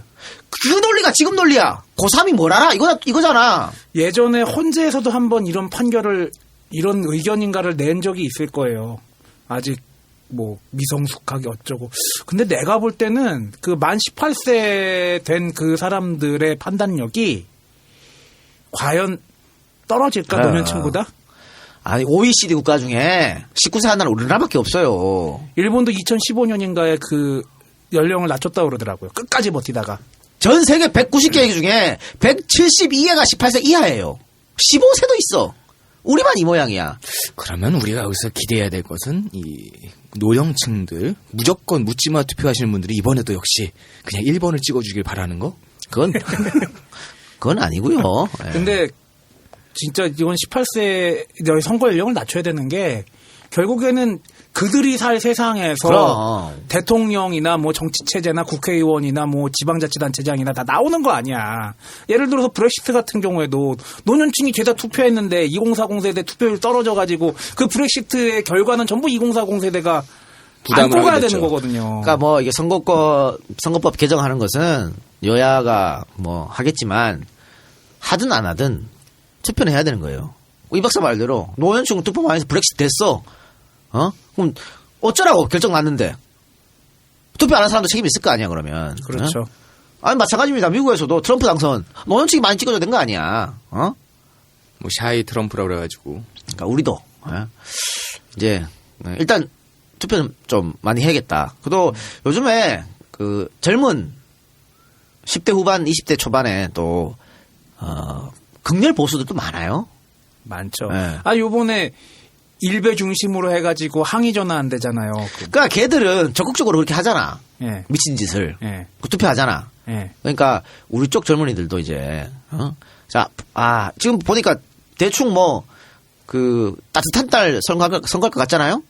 그러면 연인 손잡고 투표하고 벚꽃놀이 가면 되잖아. 예? 친구들이랑 놀러 가고. 저는 개인적으로 계절이나 날씨에 따라 가지고 투표율이 올라간다 내려간다라는 말 자체가 이제 의미가 없다고 봐요, 솔직히. 추우면 추워서 핑계, 더우면 더워서 핑계, 벚꽃잎 휘날리면 벚꽃잎 휘날려서 핑계, 다 핑계거리는 있는데. 아니 핑계거리는 있는데 어쨌든 통계가 그렇게 나오니까 비 오면 떨어지잖아. 그건 뭐 당연 사실이니까. 결국에는 자기가 얼마만큼 의지를 가지고 있느냐, 투표할 의지를 가지고 있느냐. 뭐 이번 촛불 시위 촛불 집회 여러 번에서도 뭐 보여진 거긴 하지만 젊은 세대들의 어떤 정치적인 감각, 노력, 그다음에 이해도는 어쩌면 우리가 더 꼰대스럽게 판단하는 거예요. 그럼. 맞아요. 그리고 여론조사에서 반드시 투표하겠다는 층이 20대에서 굉장히 많이 늘어났대요. 거의 90% 이상이 투표하겠다고 얘기를 했다고. 그거는 아무 의미 없어요. 늘 그랬어. 그리고 투표 날되면 투표 안 하더라고. 아무 의미 없으니까 그냥 투표 많이 하는 놈이 이긴 놈입니다. 그리고 지금 문 대표가 엄청 앞서고 있잖아. 네. 다 이긴 것 같죠? 지금 한국뿐만이 아니고요. 한국의 지난 총선 여론조사 다 틀렸지. 한국뿐만이 아닙니다. 유럽, 미국 다 그래. 하면 다 틀려. 그래 이제 영국에서는 안 한다 그러대? 프랑스나 영국에서는가? 안 하겠다고 이제 여론조사. 그러니까 여론조사 믿지 마요. 그러니까 투표해서 많이 찍히는 놈이 이기는 거야. 끝날 때까지 끝난 게 아니기 때문에. 투표 많이 하셔야지. 투표 많이 하는 게 중요하니까. 제가 봤을 때는 그럼 다들 뭐 이제 2월 말 3월 얘기하지 않습니까? 나는 근데 박한철 소장이 자기 퇴임하기 전에 끝내려고 하는 욕심이 있을 것 같아요. 그러면 속도가 되게 빨라야 되잖아요. 그 물론 뭐 물리적으로 어렵다고 합니다만 오늘 5일이니까 벌써 31일까지 물리적으로 어렵다고 합니다만 까녀는 거 씨야 한다고 마음먹고 하는 거지. 다 리더의 의지에 달린 거 아니야? 야, 서울에 저기 그냥 떡국 먹고 나와 막 이거 하는 거지 뭐. 그럼 뭐 3월 31일 날 하는 거잖아. 그렇죠. 대통령 선거. 예. 그랬으면 좋겠네. 기대해 봅시다. 매우 바란다. 그러니까 하루라도 빨리. 힘들다 이제. 그럼요. 그리고 지금 경제 문제도 있잖아요. 경제 불확실성 이런 문제도 있고. 아니 뭐 국가 부채 뭐 공공부채 1,000조 넘었고 뭐 가계부채 1,300조 이런 상황에 빨리 리더가 앉아야지. 프레시안 보니까 우리나라 촛불시 보고 외국에서 야 이제 한국이 바뀔 것 같다 그리고 투자가 많이 늘었다더라 그런 얘기도 있더라고요. 촛불 집회의 순기능이죠. 예. 그러니까 빨리 수장에 앉아서 뭔가 빨리 해야 됩니다. 나라 꼴은 박근혜가 다 말아먹었지만 촛불 집회를 통해서 국민들이 직접 다시 또 좋은 쪽으로 바꾸려고 노력을 하고 있습니다. 그리고 대통령이 새롭게 뽑히지 않습니까? 네. 또 그 순간 또 박근혜는 또 빵으로 가야 되잖아. 웃음이 막 나가지고. 아니지. 헌재에서 인용 결정 나는 순간 빵으로 가야 되잖아. 나 뭐든지 빠르면 빠를수록 좋아. 난 박근혜 씨가 굉장히 비상식적인 사람이기 때문에 그 마트에서 애기가 떼쓰는 거 나 저거 사줘 하면서 떼쓰는 것처럼 방구다이 딱 틀고 안 나가고 버틸 수도 있겠다는 생각이 들어요. 어디 아프리카 어느 나라에서 그런 경우가 있었대요. 그 의자채로 들여다니면 되지. 괜찮아. 포장이사 잘 돼. 요즘. 그런 거는요. 뻐커를 할 수 있지. 박근혜는 못해. 뻐커 못 나간다. 또 골목 설명 발표하고 저 고향으로 내려가고 막 그랬잖아. 그래도 뻐커도 갔잖아. 영사명이 꼭 잡아와. 그래서 가는 건데. 지금 박근혜는요. 그렇게 뻐커처럼 버틸 힘도 없어요. 왜냐면 최순실이 없기 때문에. 뚜껑 안에 그 조종사가 없구나. 그러니까 바로 나가야 돼. 근데 그런 걸 위해서도 무슨 마징가 제트야? 빨리 나가야 되는 생각입니다. 뭐 사드 얘기했다가 이상한 데로 흘렀는데 어쨌든 이거는 지금 중국 정부가 한국 정부 관계자를 안 만나주잖아.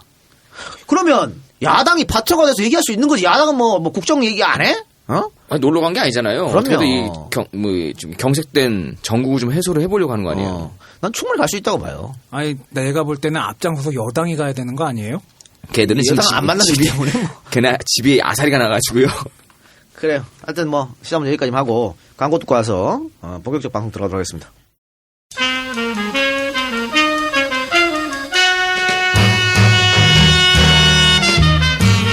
지금이 2016년 1월이니까 올해하고 내년까지만 EJ 방송할 것 같은데 이거 광고할 수 있는 날이 얼마 안 남았네. 열심히 지민글리시 홍보해야겠는데. 여러분 영어로 듣고 말하고 싶으시면 지민글리시에서 공부하셔야죠. 왜 마음만 먹고 지금까지 시작하지 않으셨어요? 나중에 100% 후회합니다. 매일 30분씩 전화영어나 화상영어를 통해 영어로만 대화하는 수업 방식 1대1로 그것도 좋은 선생님과 게다가 한 달 95,000원 초등학생부터 어르신까지 모두 공부할 수 있습니다. 우리 처음 광고할 때 시작하신 분들은 지금 영어 잘하십니다. 매일 30분씩 영어로만 대화했으니까요. 놀라운 사실은 지금 시작해도 잘할 수 있다는 겁니다. 검색창에 GM English 마음 먹었으면 바로 실천하세요.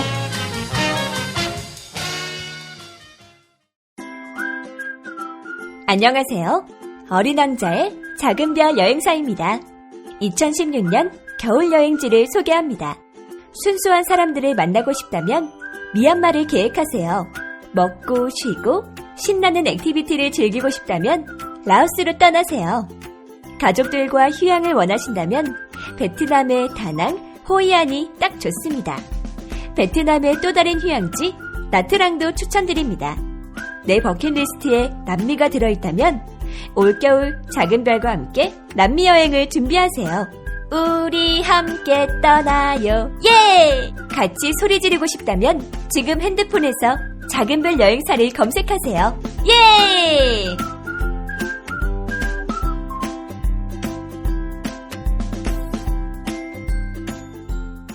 네, 광고 듣고 왔습니다. 자, 작은 별 여행사. 예. 아. 다낭. 뭐 베트남, 라오스, 뭐 캄보디아. 미얀마. 사장님께서 연락이 와서 이제 끝나니까 한 달에 2번씩 광고를 해달라고. 다른 분들도 사실 저희가 광고가 밀려서 한 달에 한 번 정도밖에 못 내보잖아요. 그러니까 빨리 좀 해줄 수 없냐고. 알겠습니다. 다 해드리죠. 그랬습니다. 예. 그러면서 내가 요즘 보너스를 남발하고 있어. 어떻게? 오랜 저희 광고 파트너들한테는 저한테 원하지도 않았는데 보너스 한 번 드릴게요. 보너스 2회 드릴게요. 막 하고 있어 지금. 하긴 뭐 이 작가가 직접적인 PPL은 잘 안 해줘도 저렇게 또 따뜻하게 해주는 건 또 있어요. 나 존나 따뜻한 개새끼야. 팟캐스트에 간디라고 내가 여러 차례 말하잖아. 뭐 간디는 씨. 내가 다 해야지 저 하고 다 한단 말이야. 넌 폭력주의자야. 자, 그럼 본격적 방송 박정희의 금고에 대해서 좀 얘기해 봅시다. 근데 오늘 이걸 왜 하냐면요. 12월 3일 날 기억하시는 분 있겠지만 박정희의 마지막 비서실장 김계원 실장이 사망했습니다. 입 꽉 다물고 가셨지. 네. 근데 뭐 그 중간중간에 여러 가지 얘기해줬어. 여러 가지 해줬고 김계원 비서실장은 뭐 그 11.6 당시에 바로 옆에 앉아 있었으니까 생존자가 얼마 없었잖아요. 그 자리에서 차지철도 죽고 김재기도 죽고 박정희도 죽고 에? 뭐 심수봉이랑 신재수는 살았지만 근데 김계원 실장은 거기서 살았기 때문에 역사의 소용돌이 한복판에 있었던 그런 사람인데 이 사람이 생전에 박정희의 비밀 금고에 대해서 여러 번 증언한 게 있습니다. 그래서 오늘 그 얘기를 좀 해봅시다. 근데 이 박정희 비밀 금고는 김계원 실장뿐만이 아니고요.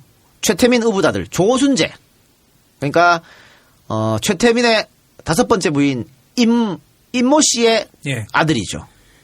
근데 이 임 씨가 워낙 파워가 세니까 이 최태민이가 자기 친아들도 아닌데 조순재를 끼고 들어온 거 아니야. 야, 마누라 이쁘면은 진짜 뭐도 한다더니 이뻐서야 아니면 기가 세서야. 2개 다 다라고 봅니다. 예. 이 조순재 씨도 박정희 대통령 돌아가시고 나서 바로 돈이 형성됐다. 돈을 뭉태기로 주는 놈이 있을 거 아니야. 그때 돈 많았어 라고 증언했습니다. 박정희가 죽었는데 왜 최태민이한테 돈이 뭉태기로 들어갔지? 그러니까 박정희가 죽고 나서 박근혜가 받은 돈 6억밖에 없어요. 전두환이가 준 거. 라고 얘기들 하죠. 예. 그밖에 없는데 왜 최태민 의붓아들은 그때 돈 많았다고 이런 얘기를 하지? 그럼 그 돈의 출처는 어디죠? 그게 우리는 또 다른 근거가 있었을 것이다 라고 추측하는 거예요. 그래서 오늘 이 얘기를 하는 겁니다. 또 최태민 아들 최재석도 비슷한 증언을 했죠. 이런 얘기합니다. 아버지의 역삼동 본가 지하에 200평 정도의 창고가 있었는데 여기에 명화 400점. 안방을 지나면 박근혜 대통령이 머물던 내실이 별도로 있었다. 내실이 5평 정도였는데 그 옆에 금고가 4평짜리가 있었다. 내실이 5평인데 금고가 4평이야? 어마어마한 거죠. 그 안에 골드바, 조은행 전환사채가 많았다. 현금은 말할 것도 없었고 달러도 있었고 서울과 부산 일대에 산재했던 1,000억 원대의 부동산 문서로 가득 채워져 있었다. 그때 당시로 1조였다. 아니 그러면 금계약 문재인보다 돈이 많았을 것 같은데 이 양반이? 아니 1조 그때 당시 1조면 지금 얼마로 봐야 돼요?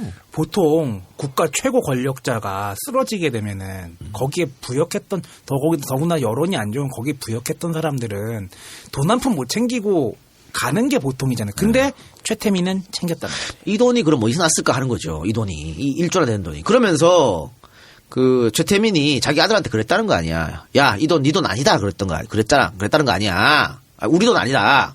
그럼 누구 돈이야? 그럼 누구 돈이야? 누구 돈이겠어 그게 그러면. 왜 최태민이 아들한테 이런 말을 했을까? 최태민이 아들한테 얘기한 거는 이거 우리 돈 아니고 우리가 관리해 주는 거야. 그런 뜻이죠. 그리고 지금 최재석 씨가 말한 이 내실. 박 대통령이 우리 집에 찾아와서 그 내실에 들어가면 아버지랑 둘이 하루 종일 안 나왔다 그러잖아. 그렇게 쳐다보고 웃지 마세요, 이 작가님. 왜 안 나왔을까요? 네. 그러니까 내실이 5평, 금고는 4평, 나머지 1평. 한 평이면 충분하죠. 뭐가 한 평이면 충분해. 아니 앉아서 대화가 충분하지. 같이 앉아서 미나트 쳤을지 어떻게 알아? 맞고 쳤을지. 한 평이면 충분하죠. 그리고 금고 안에서 얘기했을 수도 있잖아. 야, 나의 로망이다. 현금을 깔아놔. 현금 깔아놓고 골드바 위에서 막 씨발. 야, 그 우리 어렸을 때 예전에 디즈니 만화 있잖아. 도날드 덕이 충동하고 다이빙인데 그맛 속에서 막 헤엄치잖아. 좋잖아. 야, 아이고 요거는요. 정두원 의원도 증언한 게 있어요. 정두원이 왜 저기 뭐야 저 최태민 의우다들 조순재 씨가 왜 비망록을 만들었잖아. 네. 그때 이제 저 이명박 캠프하고 대화하면서 2007년도 당시에 네, 그거를 왜 JTBC가 이번에 깠잖아요 녹취록이라고. 네, 맞아요. 그래서 뭐라 했냐면 사생활에 가게 된 건 말을 우리가 안 깝니다라고 했어.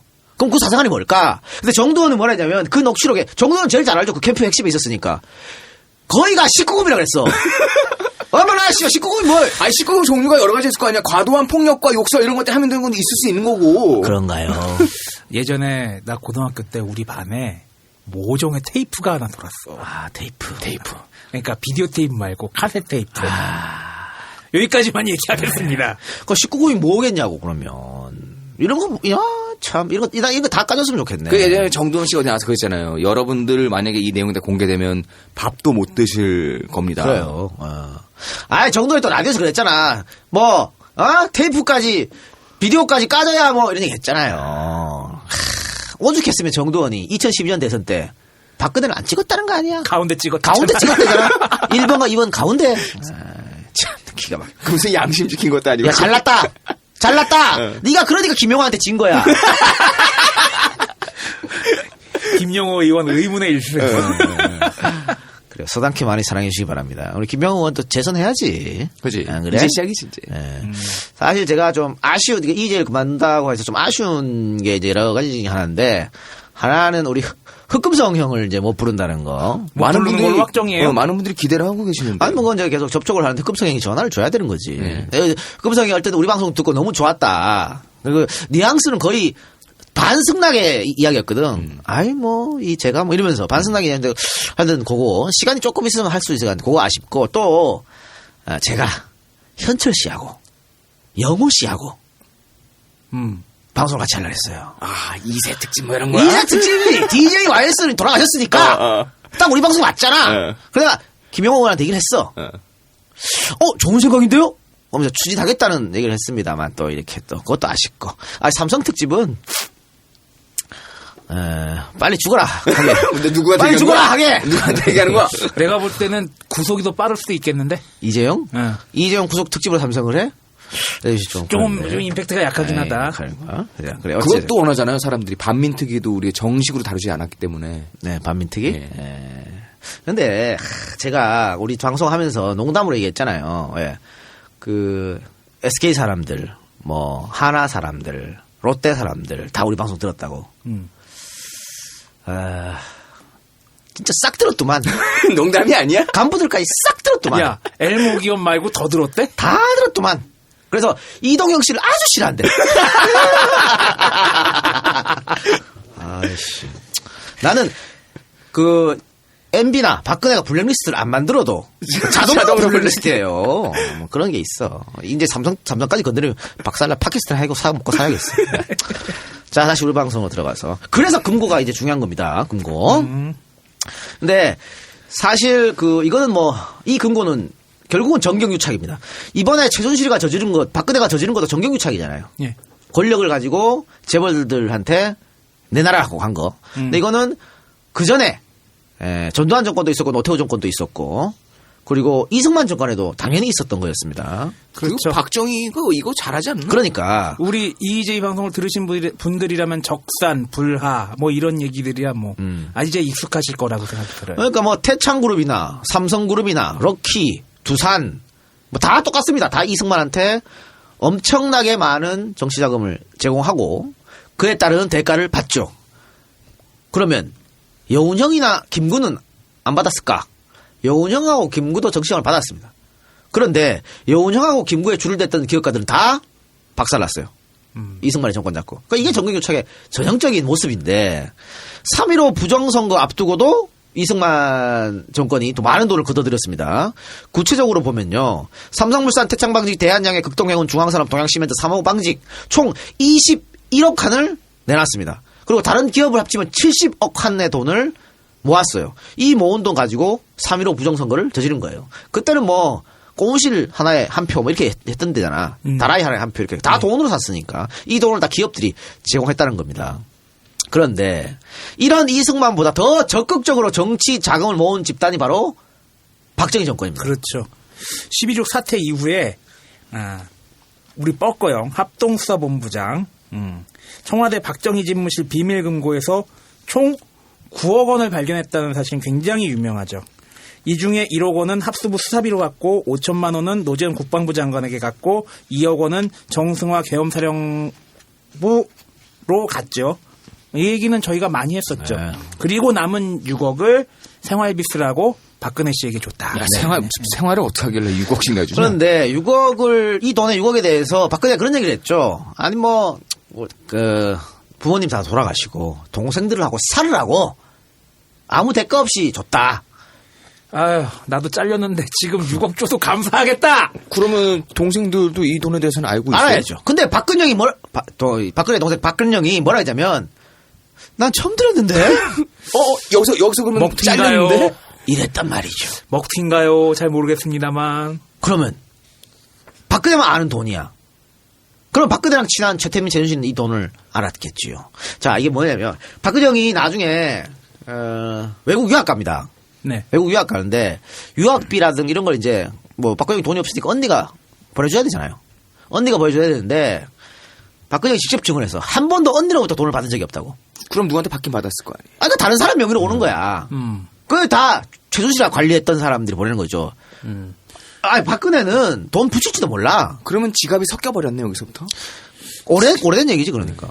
그러니까 지갑이 섞였을지 아니면은 그래도 언니로서 계속 유학비는 보내준 건지 다른 사람 시켜가지고 그건 잘 모르겠어요. 그러니까 이 6억 원이 6억이 몇백억 요즘으로 따지면 몇백억 아니야. 네. 100억 넘죠 이게. 이 6억 원을 종잣돈으로 삼아가지고 박근혜는 모르고 이 최태민 집안이 이거 우사우사에 돈을 키웠다라고 우리는 알았는데 이 6억 원 말고 또 다른 더 큰 돈이 있었을 것이라고 생각해서 우리가 이 방송을 하는 거예요. 계속 해봅시다. 그렇죠.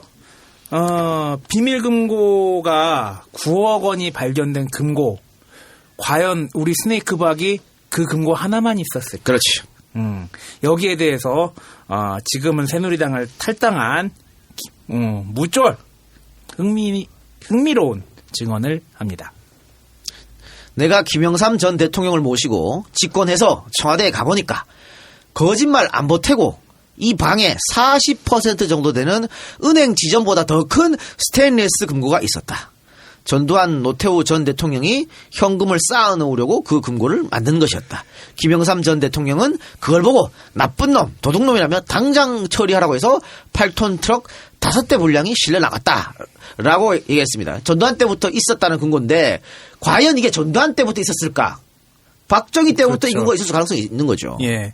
또 다른 근거가 있을 수 있다는 방증이죠. 예. 뒤에 나오지만 뭐 집무실에 있었던 게 대통령 집무실에 있었던 게 금고 1, 뭐 비서실에 있었던 게 금고 2 예. 그런 얘기도 있어요. 예. 자, 12.6 만찬 당시에 현장에 있었던 마지막 비서실장 김계원의 증언 한번 들어봅시다. 어떨 때는 각하가 나를 불러서 뭉칫돈을 주면서 어떻게 쓰라고 지시를 한 적도 있었으니 집무실 금고 같은데 돈이 보관돼 있었을 겁니다. 그런데 사건 당일 내가 대통령 집무실 문을 잠근 뒤에 그네에게 열쇠를 줬는데 어떻게 해서 합수부가 그 돈을 가져갔는지. 자, 이번에는 부속실장이었던 박학봉 증언 큐! 그 일이 있고 나서 저희들은 집무실 열쇠와 금고 열쇠를 본관 경호원에게 맡겼습니다. 박 대통령은 별도로 금고와 서랍 열쇠를 갖고 계셨습니다. 따라서 10월 26일 이후 근혜 씨만이 대통령 집무실에 들어갈 수 있었던 건 사실입니다. 자, 이 두 사람의 증언을 한번 제가 설명을 드릴게요. 일단 김계원 실장은 뭐라 했냐면 박 대통령이 나를 불러서 가보면 대통령이 뭉칫돈을 나한테 주면서 쓰라고 했다 그러잖아. 대통령이 주머니에서 꺼내지는 못했을 거 아니야. 금고를 여러 가지 그렇지. 줬겠지. 그러면 대통령 집무실에 금고가 있었다고 얘기하는 거예요. 그러면서 사건 당일은 11.6 사건 당일입니다. 사건 당일 내가 대통령 집무실을 잠근 뒤에 근혜에게 열쇠를 줬는데 어떻게 합수부가 그 금고를 열었지? 이거잖아. 지금 근데 김계원 실장은 착각하고 있는 게 뭐냐면요. 합수부가 가져간 걸로 한 거야? 그러니까 김계원 실장은 본인은 대통령 집무실 금고를 열었다는 거잖아. 그 열쇠를 박근혜한테 줬고. 예. 그런데 합수부가 딴 금고는 그 비서실에 있는 금고야. 그렇죠. 거기서 따가지고 돈을 꺼냈단 말이에요. 금고 2. 금고 2에서. 그러니까 그걸 지금 착각하고 있는 거고요. 또 박학건 부소실장의 말은 뭐냐면 그 일이 있고 나서 11일 있고 나서 집무실 열쇠와 금고 열쇠를 경호원에게 맡겼다. 박 대통령이 따로 그거 갖고 있었고 근혜 씨만 대통령 집무실에 들어가 있었다. 박학건 부소실장은 금고 1 열쇠 박근혜만이 갖고 있는 거예요 라고 말한 겁니다. 전두환이 준 거는 금고 2야.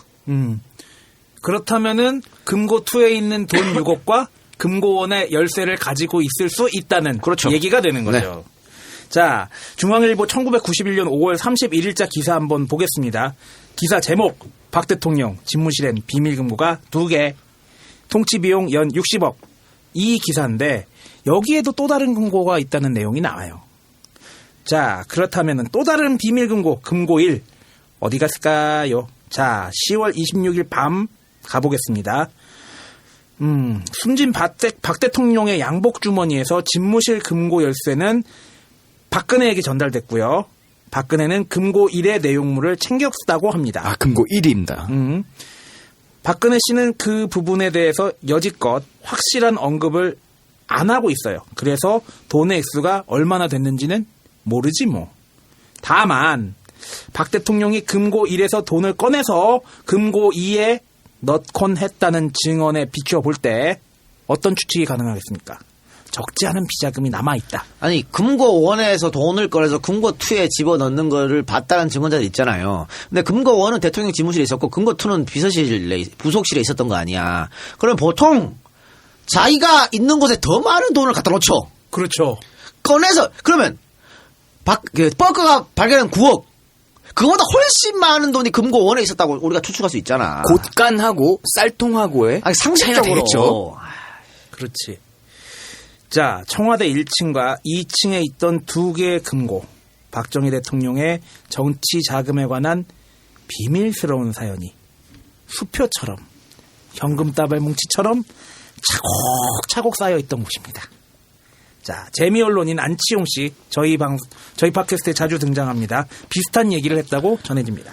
스위스 계좌 정보는 박 대통령이 직접 관리했을 것이 유력하고 관련 서류는 대통령 집무실 금고 A 1입니다. 1 보관됐을 가능성이 크므로 이 열쇠가 박근혜에게 최종 전달이 된 만큼 박 후보는 스위스 계좌에 대해 진실을 국민 앞에 밝혀야 될 책임이 있다. 대통령 집무실 서류 비품은 국가 소유이지 사유재산이 아닌데 박정희 사후에 금고 A의 소장품 및 재산에 대해 함구하고 있는 것은 이중 행보이다. 여기서 안치홍 씨가 말한 금고 A가 우리가 말하는 금고 1이에요. 네. 안치홍이 박정희의 스위스 비밀 계좌를 언급했습니다. 그런데 요 얘기는 김계원 비서실장도 확인한 사실입니다. 1990년 동아일보와의 인터뷰에서 김계원은 박정희 정치자금의 스위스은행 보관설에 대해서 이렇게 증언합니다. 어떤 나라는 국가원수가 비밀을 유지해야 되는 정치자금을 해외은행에 입금해놓는 것은 있을 수 있는 일 아닙니까? 뭐 어떤 때 날 불러서 가면 임자 누가 왔다 가면서 돈을 넣고 갔는데 어떻게 하지? 하시면서 저한테 줬어요. 그 제가 각하 정치 자금으로 쓰시죠? 라고 말씀을 드리면 내가 쓸 돈 있으니 필요한 부서로 보내도록 해. 이렇게 말씀하셨습니다. 언젠가는 스위스 은행에서 발행했던 150만 달러짜리 수표를 주면서 원호처로 보내라고 한 일도 기억이 납니다. 이렇게 얘기했습니다. 또 조갑제 얘기도 한번 들어보죠. 네. 박 대통령이 비서실장을 통해서 받은 정치자금은 한 해에 60억에서 100억 정도였다.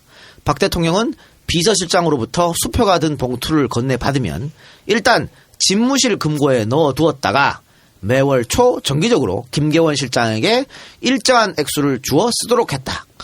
비서실장 금고에는 늘 1억, 2억 원의 잔고가 유지되도록 했는데 그러니까 조갑지도 말합니다. 대통령 집무실에서 꺼내가지고 대통령 비서실 금고에 넣어놓으라고 돈을 줬다고. 그게 보통 1억, 2억이었는데 11.6 직전에 왜 9억 5천이나 되는 돈이 있었냐. 그 이유를 조갑제가 이렇게 말합니다. 박 대통령은 11.6 사건 며칠 전에 약 4억 원의 돈을 김 비서실장에게 건네주었다. 원래는 10월 초에 주어야 하는데 추석이 겹쳐서 그랬는지 돈이 늦게 들어와 그랬는지 월말에 2달분을 준 것이었다. 나머지 약 4억 원은 비서실장 몫이었다.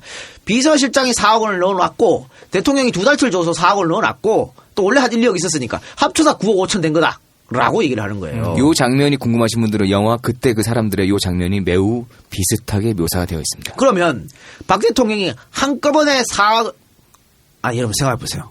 지금 4억도요 5만 원짜리로 존나게 많아요. 그럼. 크잖아 부피가. 세다가 뒤져. 야 세다가 뒤져봤으면 좋겠다. 야. 그러니까 옛날 4억이면 수표 한 장으로 주진 않았을 테고 한 장으로 줬을까? 수표도 여러 개겠지. 그러니까 10,000원짜리로 줬을 가능성이 높지. 10,000원짜리는 아닐 것 같고요. 수표인데 이제 수표도 어떻게든 분할시켜서 쓸 수 있게 해줘야 될 거 아니야. 10,000원짜리 얘기 왜 했냐면은 5만원짜리도 많은데 10,000원짜리면 더 많을 거다. 그러면 당연히 금고 2보다 금고 1이 더 커야 된다는 사실이에요. 예. 그러면서 계속 조갑제를 말합니다. 11.6 이후에는 집무실을 봉인해버렸고 공식 조사가 이뤄지기 전에 이 방에 들어간 것은 박근혜가 처음이다. 금고 1이 있는 방에 박근혜만 들어갔다는 얘기예요.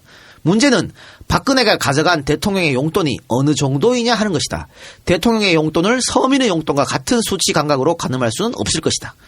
당시 박 대통령은 들어온 정치자금 가운데 약 4억 원을 떼어서 비서실장 금고로 보낸 뒤였고 추석을 지낸 지 20여일쯤 지난 시점이었으므로 큰 돈이 머물러 있지는 않았을 것이라고 보는 이들이 많았다. 이건 조갑제 추측이고 박 대통령은 이 금고를 정치자금을 보관해두고 부하들에게 분배해주는 공간으로 이용하였으므로 시점에 따라 잔고는 크게 차이가 났을 것이다. 박 대통령의 집무실 금고의 돈은 그 과다에 관계없이 국가 소유가 되었어야 했다. 그 돈과 집무실의 서류들이 박근혜 씨에 의해 반출된 것은 앞으로 논란의 대상이 될 수 있다. 라고 2003년에 얘기했습니다. 2012년 대선 때도 이 얘기가 한 번 더 나왔죠. 그러면 조갑제는 확신하고 이 얘기를 하고 있네. 금고원에서 박근혜가 돈과 서류를 꺼내갔다라고. 다시 말씀드리면 2012년에 스위스 계좌 얘기가 한 번 더 나왔었고요. 스위스 계좌 얘기는요. 박정희 죽고 나서 계속 나왔어요. 예, 그거 가지고 사기친 사람도 있더구만.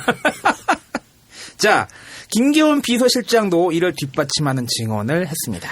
그 9억 5천만 원은 비서실에서 관리하던 돈이었고 박 대통령이 관리하던 돈을 따로 있었습니다.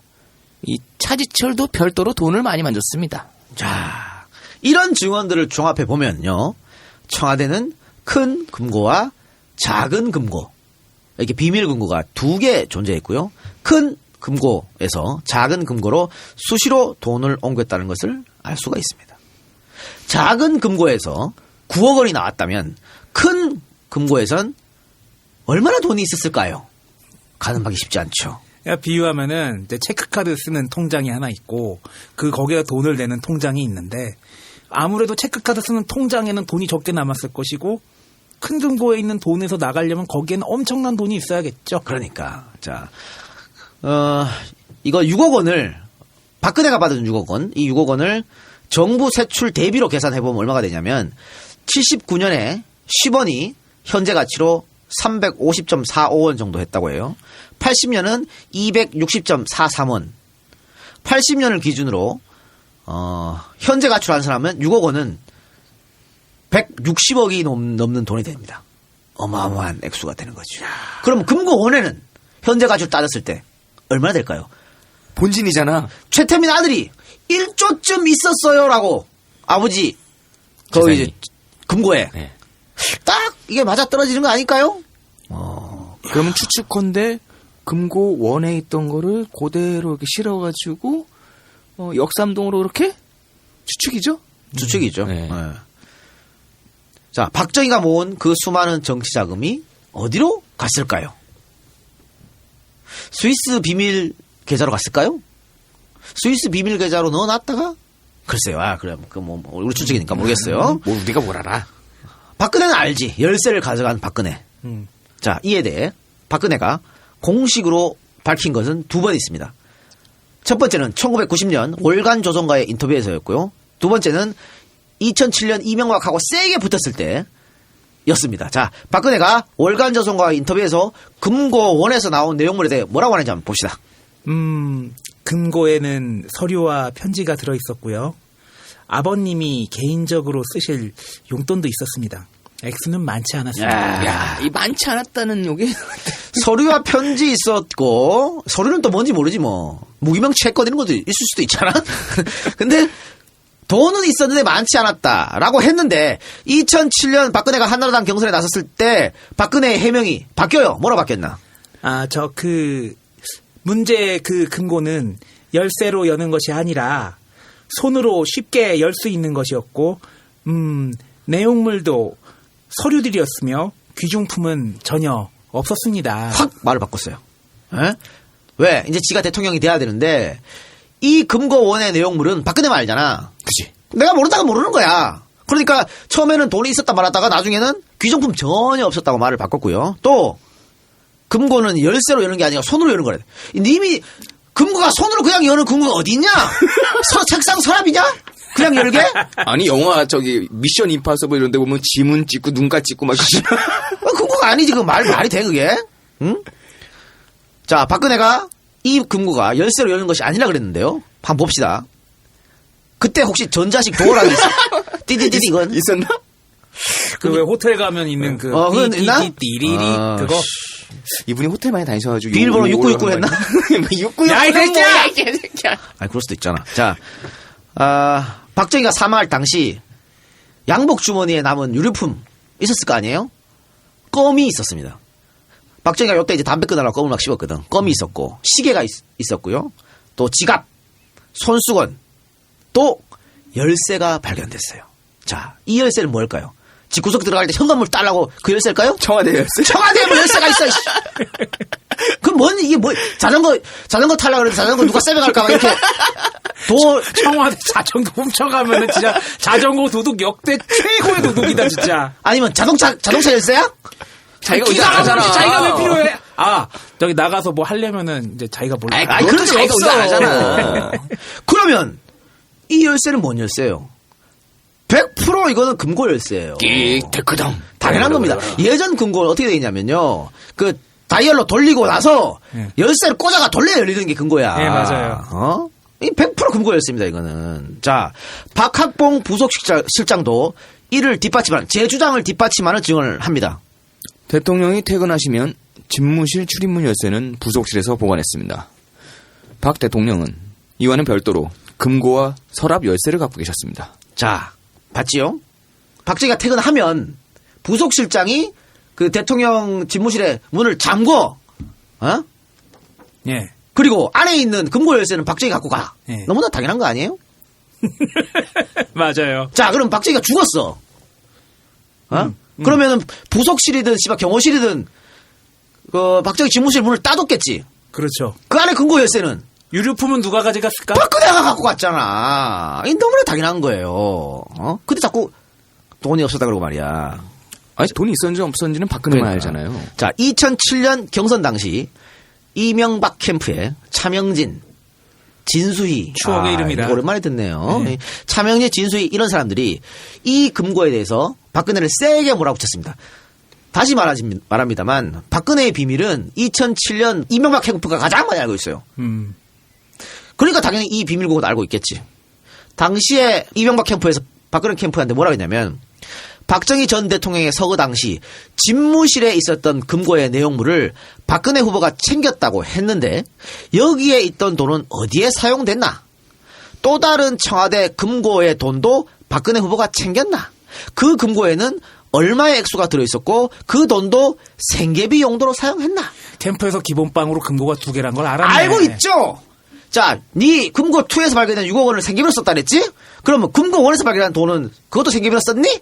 라고 물어본 거예요. 하하. 생계가 어려워서 그래. 자, 뭔가 있을 것 같은 예감이 들지 않습니까? 뒷이야기는 광고 듣고 와서 하겠습니다. 1년 만에 새로 선보이는 네이처다의 새로운 광고. 그리고 놀라운 제품. 지금까지 만나지 못했을 돼지고기를 소개합니다. 이름은 아마 포크. 안티마블링을 중심으로 옥수수를 먹이지 않고 풀과 오메가3, 지방산이 풍부한 아마씨 중심의 건강한 사료로 돼지고기를 만들었습니다. 어떻게 자라냐고요? 엄마 돼지부터 항생제나 촉진제, 면역 증가제는 사용하지 않고 햇빛 아래 개방형 축사에서 왕겨와 톱밥을 깔아 즐겁게 자라납니다. 안전한 사리와 행복한 공간에서 즐겁게 자라 더욱 안심할 수 있는 돼지고기. 먹으며 자랑할 수 있는 맛있는 돼지고기. 이제 안티마블링 중심의 유기농 한우, 무항생제 돼지고기 모두 네이처오다에서 만나보세요. 그리고 하나 더.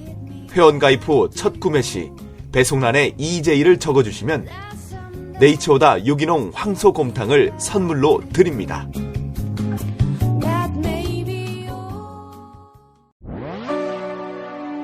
안녕하세요. EJ와 함께하는 세무사 이근홍입니다. 새해가 밝았습니다. 우울했던 병신년은 있고 희망으로 시작하는 전후년, 정권 교체의 미랄이 되는 한 해가 되었으면 좋겠습니다. 세무신고는 전국 어디든 다 가능하니 궁금한 점 있으시면 전화 부탁드립니다. 010-9308-3011입니다. EJ 할인은 당연히 기본이고요. 다음과 네이버에도 이근홍 그린 세무를 검색하면 찾아보실 수 있습니다. 이상 이근홍 세무사였습니다. 감사합니다.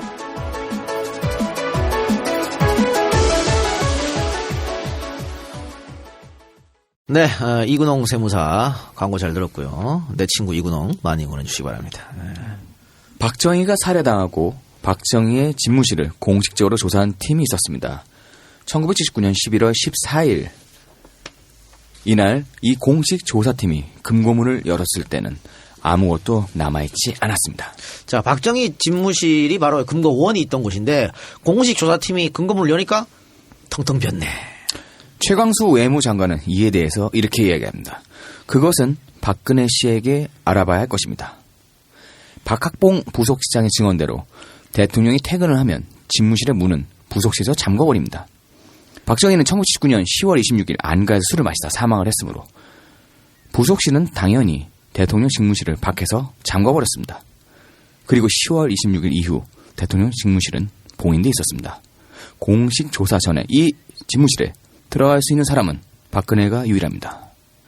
최태민의 아들 조순재가 말한 박정희 대통령 사후 바로 뭉칫돈이 최태민 일가로 흘러들어갔다라는 것은 무슨 의미일까요?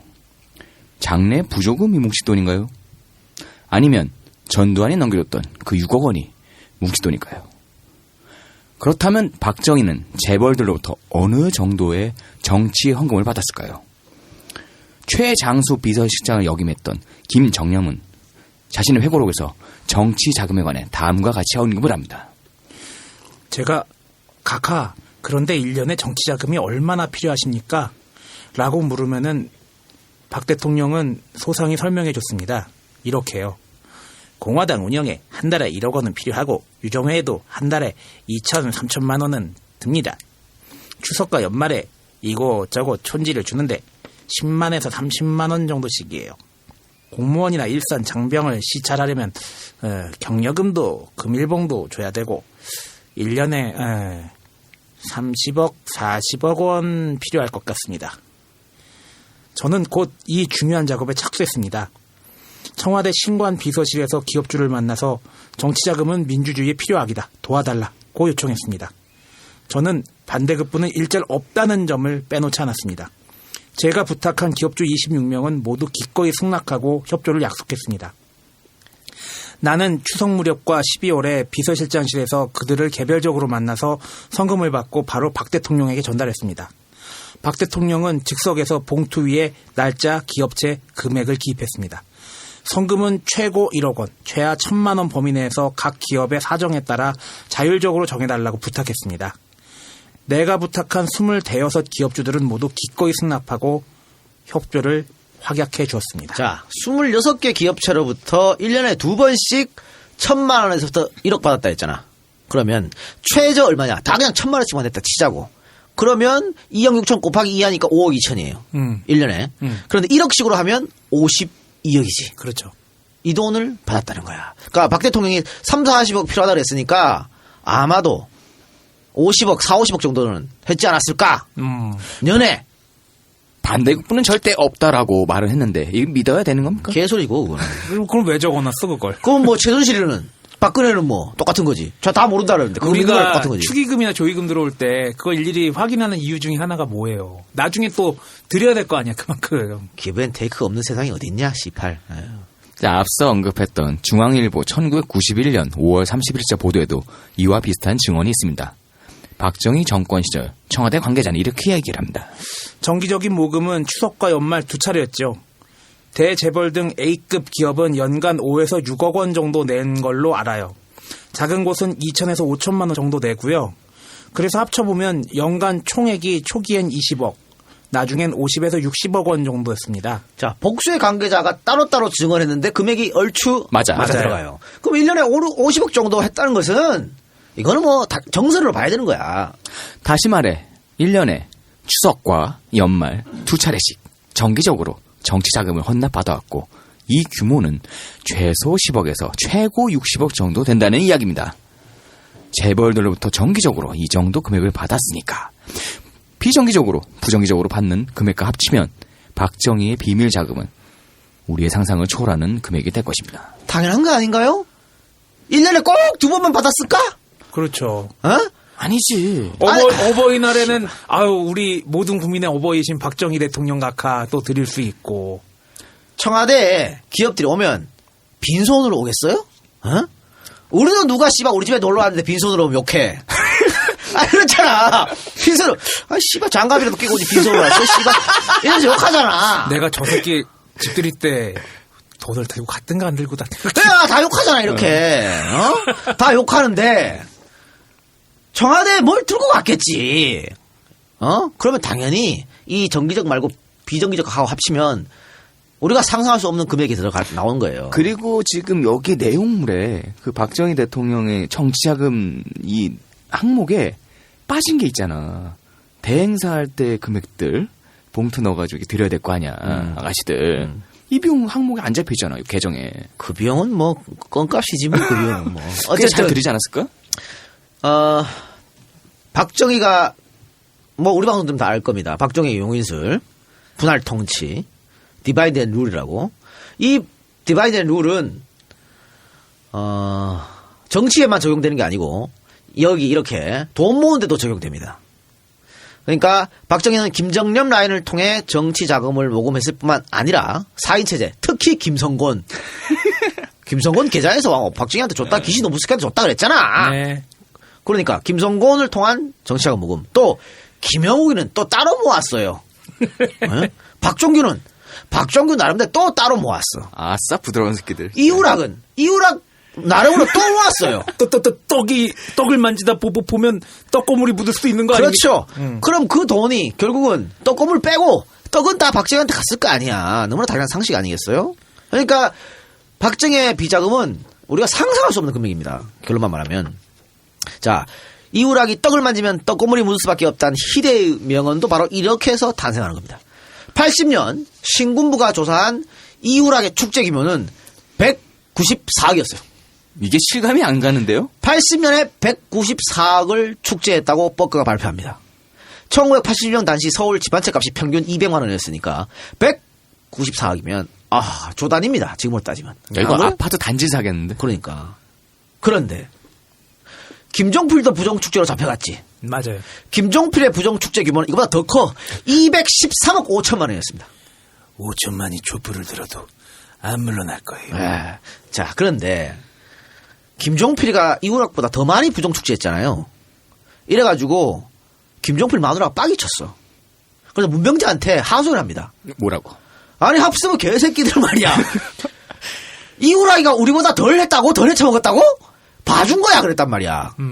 사실은 그럼 이우락이는 얼마나 왜냐면 이우락이가 날랐잖아요. 그렇죠. 합수부 조사 전에 날랐어 미국으로. 예, 맞아요. 그래서 안 들어왔다고. 안 들어왔는데 전두환 정권하고 딜해가지고 들어와가지고 떡을 만지면 떡고물 이게 그 기자회견에서 한 말이야. 한국으로 맞아요. 들어와가지고. 네. 그러니까 이우락은 처벌받지도 않았어요. 그러니까 그 김종필 마누라 이야기는 그렇게 딜을 해서 원래는 더 많은데 194억으로 축소 발표했다 이 얘기야. 저 새끼가 더 나쁜 새끼예요. 이 얘기 아니야. 그러면 자 그런데 194억이라 치자. 씨발 그냥 합수 발표 194억 치자고. 근데 떡고물이 194억이면 떡은 얼마냐 떡은. 인절미 먹을 때 인절미를 먹으려고 딱 집으면 손에 떡고물이 붙잖아. 묻지. 그게 194억이야. 그럼 떡은 얼마겠냐고 떡은. 에? 아 여러분 상상을 할 수 없네요. 이 돈이 어디 갔을까요? 근데 박정희 죽고 나서. 자 여기다가 신군부가 조사한 194억에는요. 이후락이 국외로 빼돌린 돈은 쏙 빠졌어요. 국내 축제한 돈만 194억이야. 국외로 빼돌린 이후락이가 국외에 빼돌린 그 많은 돈 없어요. 자 문명자의 증언을 들어봅시다. 이후락이 모금한 자금은 대통령 개인 용도로 스위스 은행 비밀구자에 예치됐다. 이후락 외에 다른 측근들도 대통령에게 돈을 제공했다. 박정희는 그 돈의 일부를 청와대 대통령 집무실 책상 뒤에 금고에 보관했다. 박정희의 스위스 은행 비밀구자가 실제로 존재했다는 사실은 프레이저 위원회가 찾아낸 은행 기록과 이동훈의 청문회 증언. 이동훈은 이후락의 아들입니다. 청와대 고위 측근의 증언들에 의해 명백히 확인됐다. 이동훈은 프레이저 청문회 증언에서 스위스 은행에 있는 돈을 비록 아버지가 관리했지만 그 돈은 아버지의 돈이 아니고 박 대통령이 사용하기 위한 정치 자금이었다고 밝혔다. 또한 이동훈은 일본은행에 본인의 이름으로 예치되어 있던 200만 불에 대해서도 나도 아버지의 일을 돕기 위해 일본은행에 200만 불을 예치했다고 말했다. 이야, 이후락의 아들이 이렇게 청문회에서 미국 청문회에서 말한 겁니다. 우리 아버지 스위스 비밀 계좌 있어요라고. 그러면서 그거는요 근데 박정희 거예요라고 얘기했다는 거예요. 그 문병자도 지금 증언이 집무실 뒤에 금고 있었다고 하잖아요. 네. 자, 문명자는 정말 대단한 여자입니다. 대단한 이런 기자가 없어요. 네. 정말 대한민국 역사상 최고의 기자다. 근데 물론 문명자가 1970년대 80년대 이런 기사 쓰면 다 음모론이라 그랬어. 근데 세월이 지나면 다 밝혀지잖아. 그게. 음모가 아니었어? 다 밝혀지잖아. 그리고 사실 문 기자가 뭐 이제 박정희가 못 들어오게 해갖고 결국은 이제 미국에 망명했잖아요. 그 망명하면서도 뭐 중국에 가갖고 중국의 최고 지도자 만나, 김일성 만나, 김정일 만나, 이런 정말 이런 기자가 없어. 우리 기자 정신을 좀 우리 지금 후배들은 좀 본받아야 돼요. 정말 대단한 분이에요. 10년 간담회 때 한마디도 안 하고 있는 그 기자들은 진짜 도대체 그러니까 뭐냐. 이분은 목숨 걸고 취재한 거 아니야. 아니 박정희가 문명자를 얼마나 죽이고 싶었겠어요. 그렇죠. 물론 미국에서 미국 정부에서 애들 등하교 문명자 그 애들 등하교 막 그 보디가드 해주고 그랬어. 예. 미국도 알고 있었던 거지. 이 정권이 사람 막 죽이는 정권이란 건. 지 아버지 닮아가지고 말이야. 하여튼 그렇게 이렇게 위대한 기자가 정말 좋은 것들을 많이 써줬는데 기사를. 근데 저는 또 이제 이분 존경받아야 될 기자라는 게 뭐냐면 나중에 이제 김대중 정권 들어서서 한국에 처음 올 수 있었어요. 그전에는 계속 못 들어왔었고.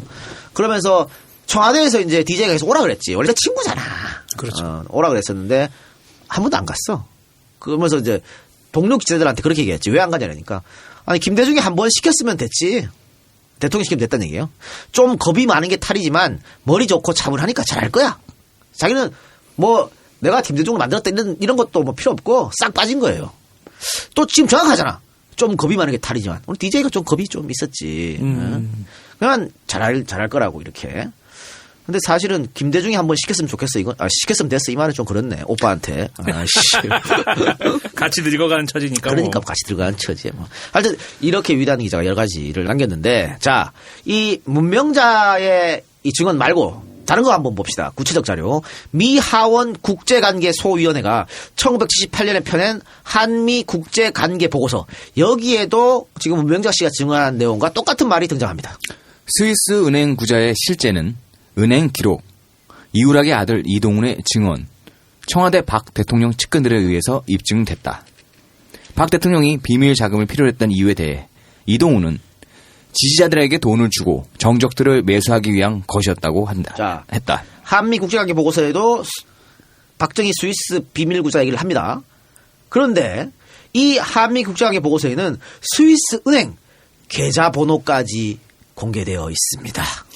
이후락은 걸프 측에 대해 주식 매입 대금 200만 달러 중 20만 달러를 떼내 박 대통령의 미국 방문 경비로 건네줄 것을 요청했다.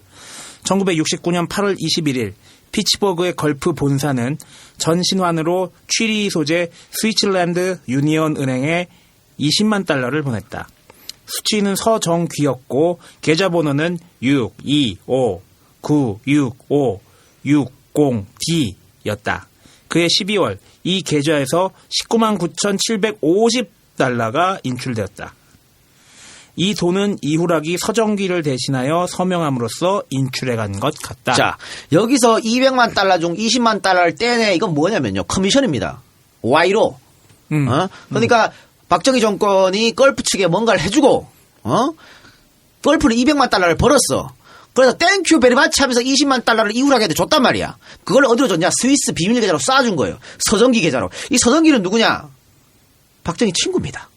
그리고 이 계좌에서 스위스란드 유니언 은행 계좌 625-965-60D 계좌에서 이후락이가 사인해서 돈을 갖고 가요.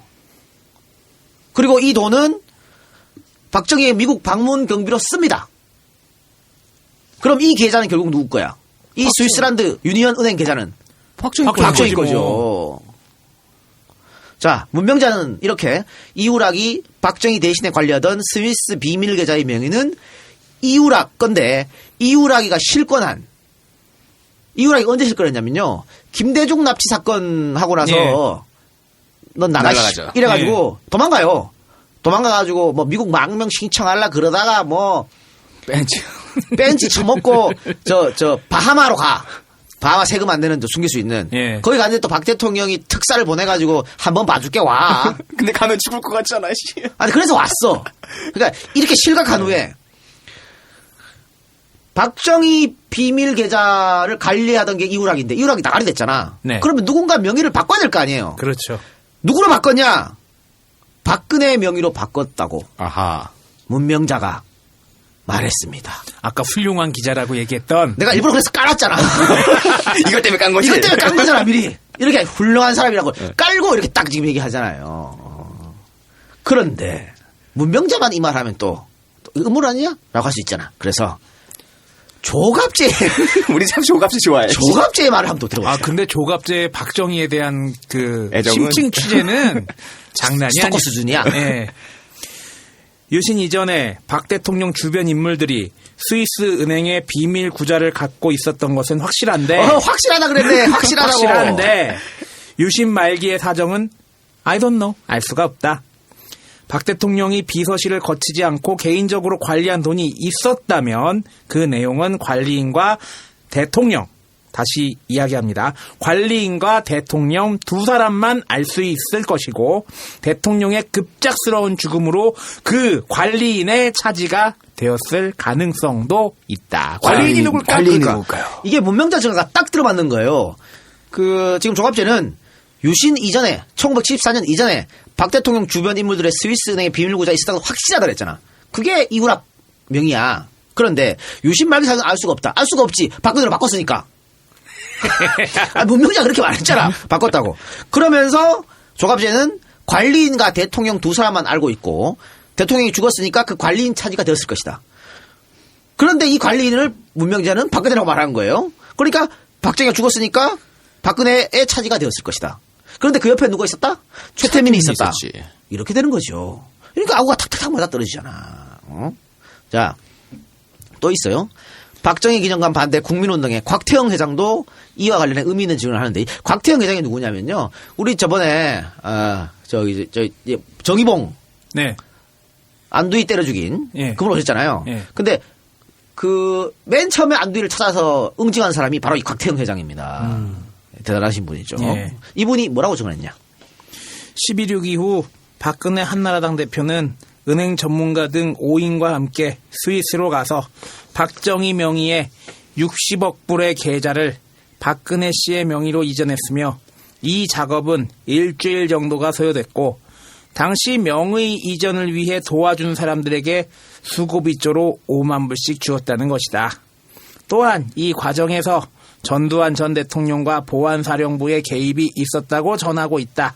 이러한 사실은 당시 5만 불을 수령한 5명 중 1명이 양심의 가책을 느끼고 문명자 씨에게 사정을 털어놓았으며 문명자 씨는 신준영 민족21 도쿄 지국장에게 이 사실을 알린 것으로 전해졌다. 뭐 구체적인 팩트는 증언자들마다 약간씩 어긋나지만 어쨌든 큰 틀은 거의 다 맞아 들어갑니다. 이 복수의 증언자들이 이렇게 얘기하면 사실은 이걸 한번 우리가 의심을 해볼 수밖에 없는 그런 상황인 것이죠. 그리고 박정희가 비자금을 조성했다는 것은 우리가 여러 박정희 특집에서 됐고 뭐 KCI 특집 여러 차례 했습니다. 김영욱 특집에서 됐고 박동선 특집에서 됐고 여러 차례 했습니다. 근데 그 돈이 박정희가 죽은 뒤에 9억밖에 없었다는 게 말이 되냐고. 그렇게 많이 모았는데 문 열어보니까 9억밖에 없어. 아무것도 없어. 김종필이가 200억 넘게 있었고 이후라기가 190억 넘게 있었는데 박정희는 9억밖에 없었다? 어떻게 이걸 납득을 하냐고요. 납득할 수 없는 것이지. 사람들이 주장하잖아. 우리 박정희 대통령 각각께서는 그 청와대 안에 변기 안에 벽돌을 넣고 계셨다고. 그런데 박동선 얘기했지만 박동선도 스위스 비밀 계좌에서 돈을 인출받은 자료가 남아 있습니다. 19만 달러. 19만 달러를 스위스 찌리 소재 BAGFI 이거 어떻게 읽어야 돼? 모르겠다. 이 은행으로부터 미국 볼티모어 에커터블 트러스트 계좌로 19만 달러를 송금받았어요. 이게 기록이 남아 있어요. 아, 이체한 내력이. 근데 박동선이 이 19만 달러는 누구로부터 받았냐면 박정희 정권으로부터 받은 돈이에요. 박동선이 로비하고 이런 대가로 받은 돈이라고 이 19만 달러가.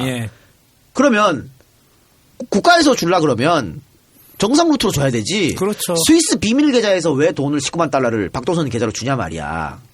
뭔가 그렇죠. 찝찝하니까. 그러니까. 그러면 이 계좌도 역시 모르지 뭐. 박정희 계좌인지 이우락 계좌인지.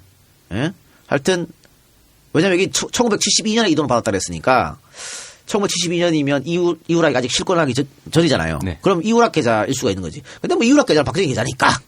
이우락이 지가 지 마음대로 어이 동선아 19만 달러 받아. 미쳤나? 지도를 라고 가지고? 했다가는 총 맞아 죽지. 뒷방맹이 맞으려고? 그래서 이렇게 여러 군데에서 박정희 비밀 스위스 계좌는 있다고 봐야 되는 게 정설이에요. 응?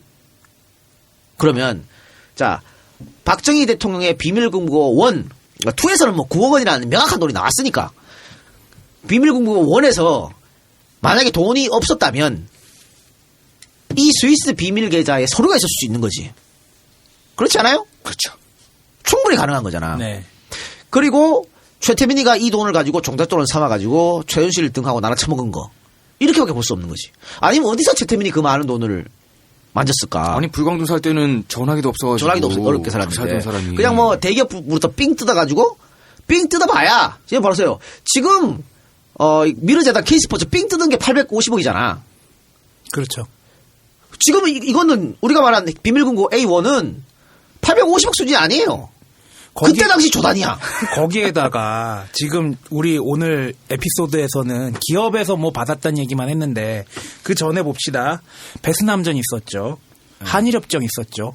만약에 그때부터 돈을 축적했다면 이건 국가 대 국가의 돈이란 말이에요. 기업에서 뭐 받은 돈의 차원이 아니란 말이야. 그랬으면은 꼴랑 9억 원 나왔다? 믿기 힘들지. 그렇지. 그러니까 그 과정에서 슈킹 쳤다는 얘기가 굉장히 많이 나오거든요. 그리고 기간 동안 박정희 시대의 이야기를 해주면서 그 수많은 와이로와 슈킹, 큰 사업들 여기서 왔다 갔다 하는 돈 어쨌든 대통령한테 보고가 들어가야 될 거 아니에요. 네. 그런 모든 것들이 모아져가지고 커다란 금고에 금괴가 있고 거기서 수영을 하고. 제가 봤을 때는 아마 그 스위스 비밀 계좌의 뭐 통장과 뭐 이렇게 이런 것들 뭐 이런 것들이 아마 그 금고에 들어있지 않았을까. 그러니까 박근혜가 뭐 서류하고 편지 몇 개 있었다 이렇게 얘기했잖아. 네. 현금도 있었겠지만 그런 뜻이 한번 보고 그래서 그 지금 특검에서 최태민이 어떻게 돈을 형성했는지 조사한다 그러잖아요. 이 스위스 계좌 밝힐 수 있을까요? 아까 보니까는 최재석 씨가 특검에다가 자료를 갖다가 줬다라고 나왔습니다. 근데 너무 오래돼가지고 사실은 스위스 정부에서 나서면 가능할지 모르겠네. 근데 말이죠, 여러분 스위스하고 우리하고 국교 수립이 꽤 오래전에 됐잖아요. 네. 근데 그동안 대통령이 스위스를 방문한 적이 없어요. 지난번에 한번 가지 않았나? 언제요? 요 임기 중에 한번 가지. 누가요? 박근혜. 처음이야 그게. 알겠어? 김대중, 김영삼, 노무현, 이명박 아무도 스위스에 가지 않았어. 근데 박근혜가 취임하고 나서 스위스를 처음으로 방문했네. 맥가이버 칼 사러 갔나? 초콜릿 먹으러 갔지. 슈샤도 초콜릿 먹으러 갔나? 왜 갔을까? 스위스 향기 슈샤도 초콜릿 슈샤 왜 오리온. 갔을까? 왜 갔을까? 치즈. 어때? 글쎄. 한복 싹 빼입고 갔잖아. 그럴 수가 있지 않을까? 아니야, 치즈하고 초콜릿이야. 그래요. 하여튼 너무나 이상한 게 많습니다. 이것도 정권 바뀌면 알 수 있을까 혹시? 글쎄요. 알 수가 있어야 된다고 봐요. 아니, 의지만 있으면 다 돼. 의지만 있으면. 안 되는 게 어딨어. 내가 하고자 하는 특별법 만들면 되잖아. 뭐든지. 하여튼 뭐, 이번 특검이 만든다, 한번 최태민 재산이 어떻게 형성되는지 본다니까. 아니, 최순실이가 20대 후반에 100억, 200억 건물을 갖고 있었는데, 유출해서 번 돈으로 샀다는 게 말이 되냐고. 우리나라 애들 다 들어가도 안 돼. 야, 지금 재계소열 2위래. 그러니까 그 돈이 어떻게 되는지 특검에서 잘 뽑았으면 좋겠다라는 생각이 듭니다. 자, 이렇게 해서 스위스는 아니죠. 하여튼 박정희 청와대 집무실에 있던 비밀금고 원의 이야기를 해봤습니다. 어땠어요? 박근혜 씨의 업적 중에 하나로 이제 박정희에 대한 환상을 벗겨내는 것이라고 이야기들을 하잖아요. 이 금고 일의 비밀이 벗겨지면은 박정희의 민낯도 드러나지 않을까 이런 생각이 들었습니다. 예. 아주 우연히도 방송 주제가 정해지기 전에 그 전날 새벽이었어요. 혼자 잠이 안 와가지고 영화를 뭐 볼까 하다가 우연히 눈에 들어온 영화가 그때 그 사람들이었습니다. 근데 그 영화에 오늘 이야기가 많이 묘사가 되고요. 그 영화 속에서 나왔던 얘기들, 아직까지 끊어내지 못한 박정희 시대의 이야기. 어쩌면 박근혜를 갖다가 우리가 탄핵을 하고 뭐 해서 끝내고 최순실을 갖다가 긁어내는 것은 그동안 못 끝냈던 박정희 시대의 망령과 이별을 고해야 되는 첫 번째 작업이 아닐까라는 생각이 들었습니다. 이상입니다. 네, 지금 특검에서 5촌 살인 사건도 파볼 수 있다라고 했거든요. 근데 지금 시간이 너무 없어요. 70일이니까 시간이 너무 없는데 한 달 연장하는 거, 그죠? 황교안이가 사인을 할까 걱정이에요. 이것도 뭔가 좀 압박을 좀 여론에서 해주고, 아니면 박근혜가 2월 안으로, 그러니까 특검 수사가 끝나기 전에 아웃되면 황교안이 어쩔 수 없지 뭐. 사인해야지 뭐 그거는.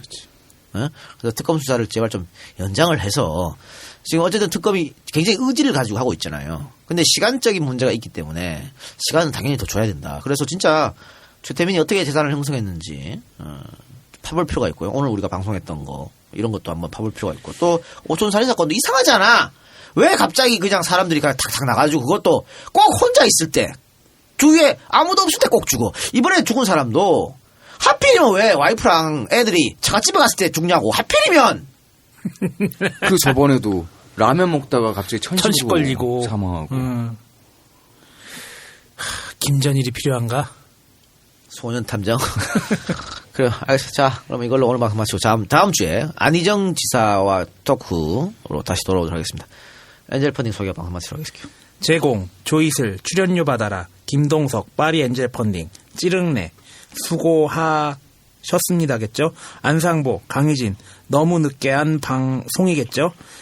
제주 건하기파, 잘 듣고 있습니다. 두바보 재무설계, 출연료 받아라 또 해주셨네요. 이재천, 이상입니다. 고맙습니다. 고맙습니다.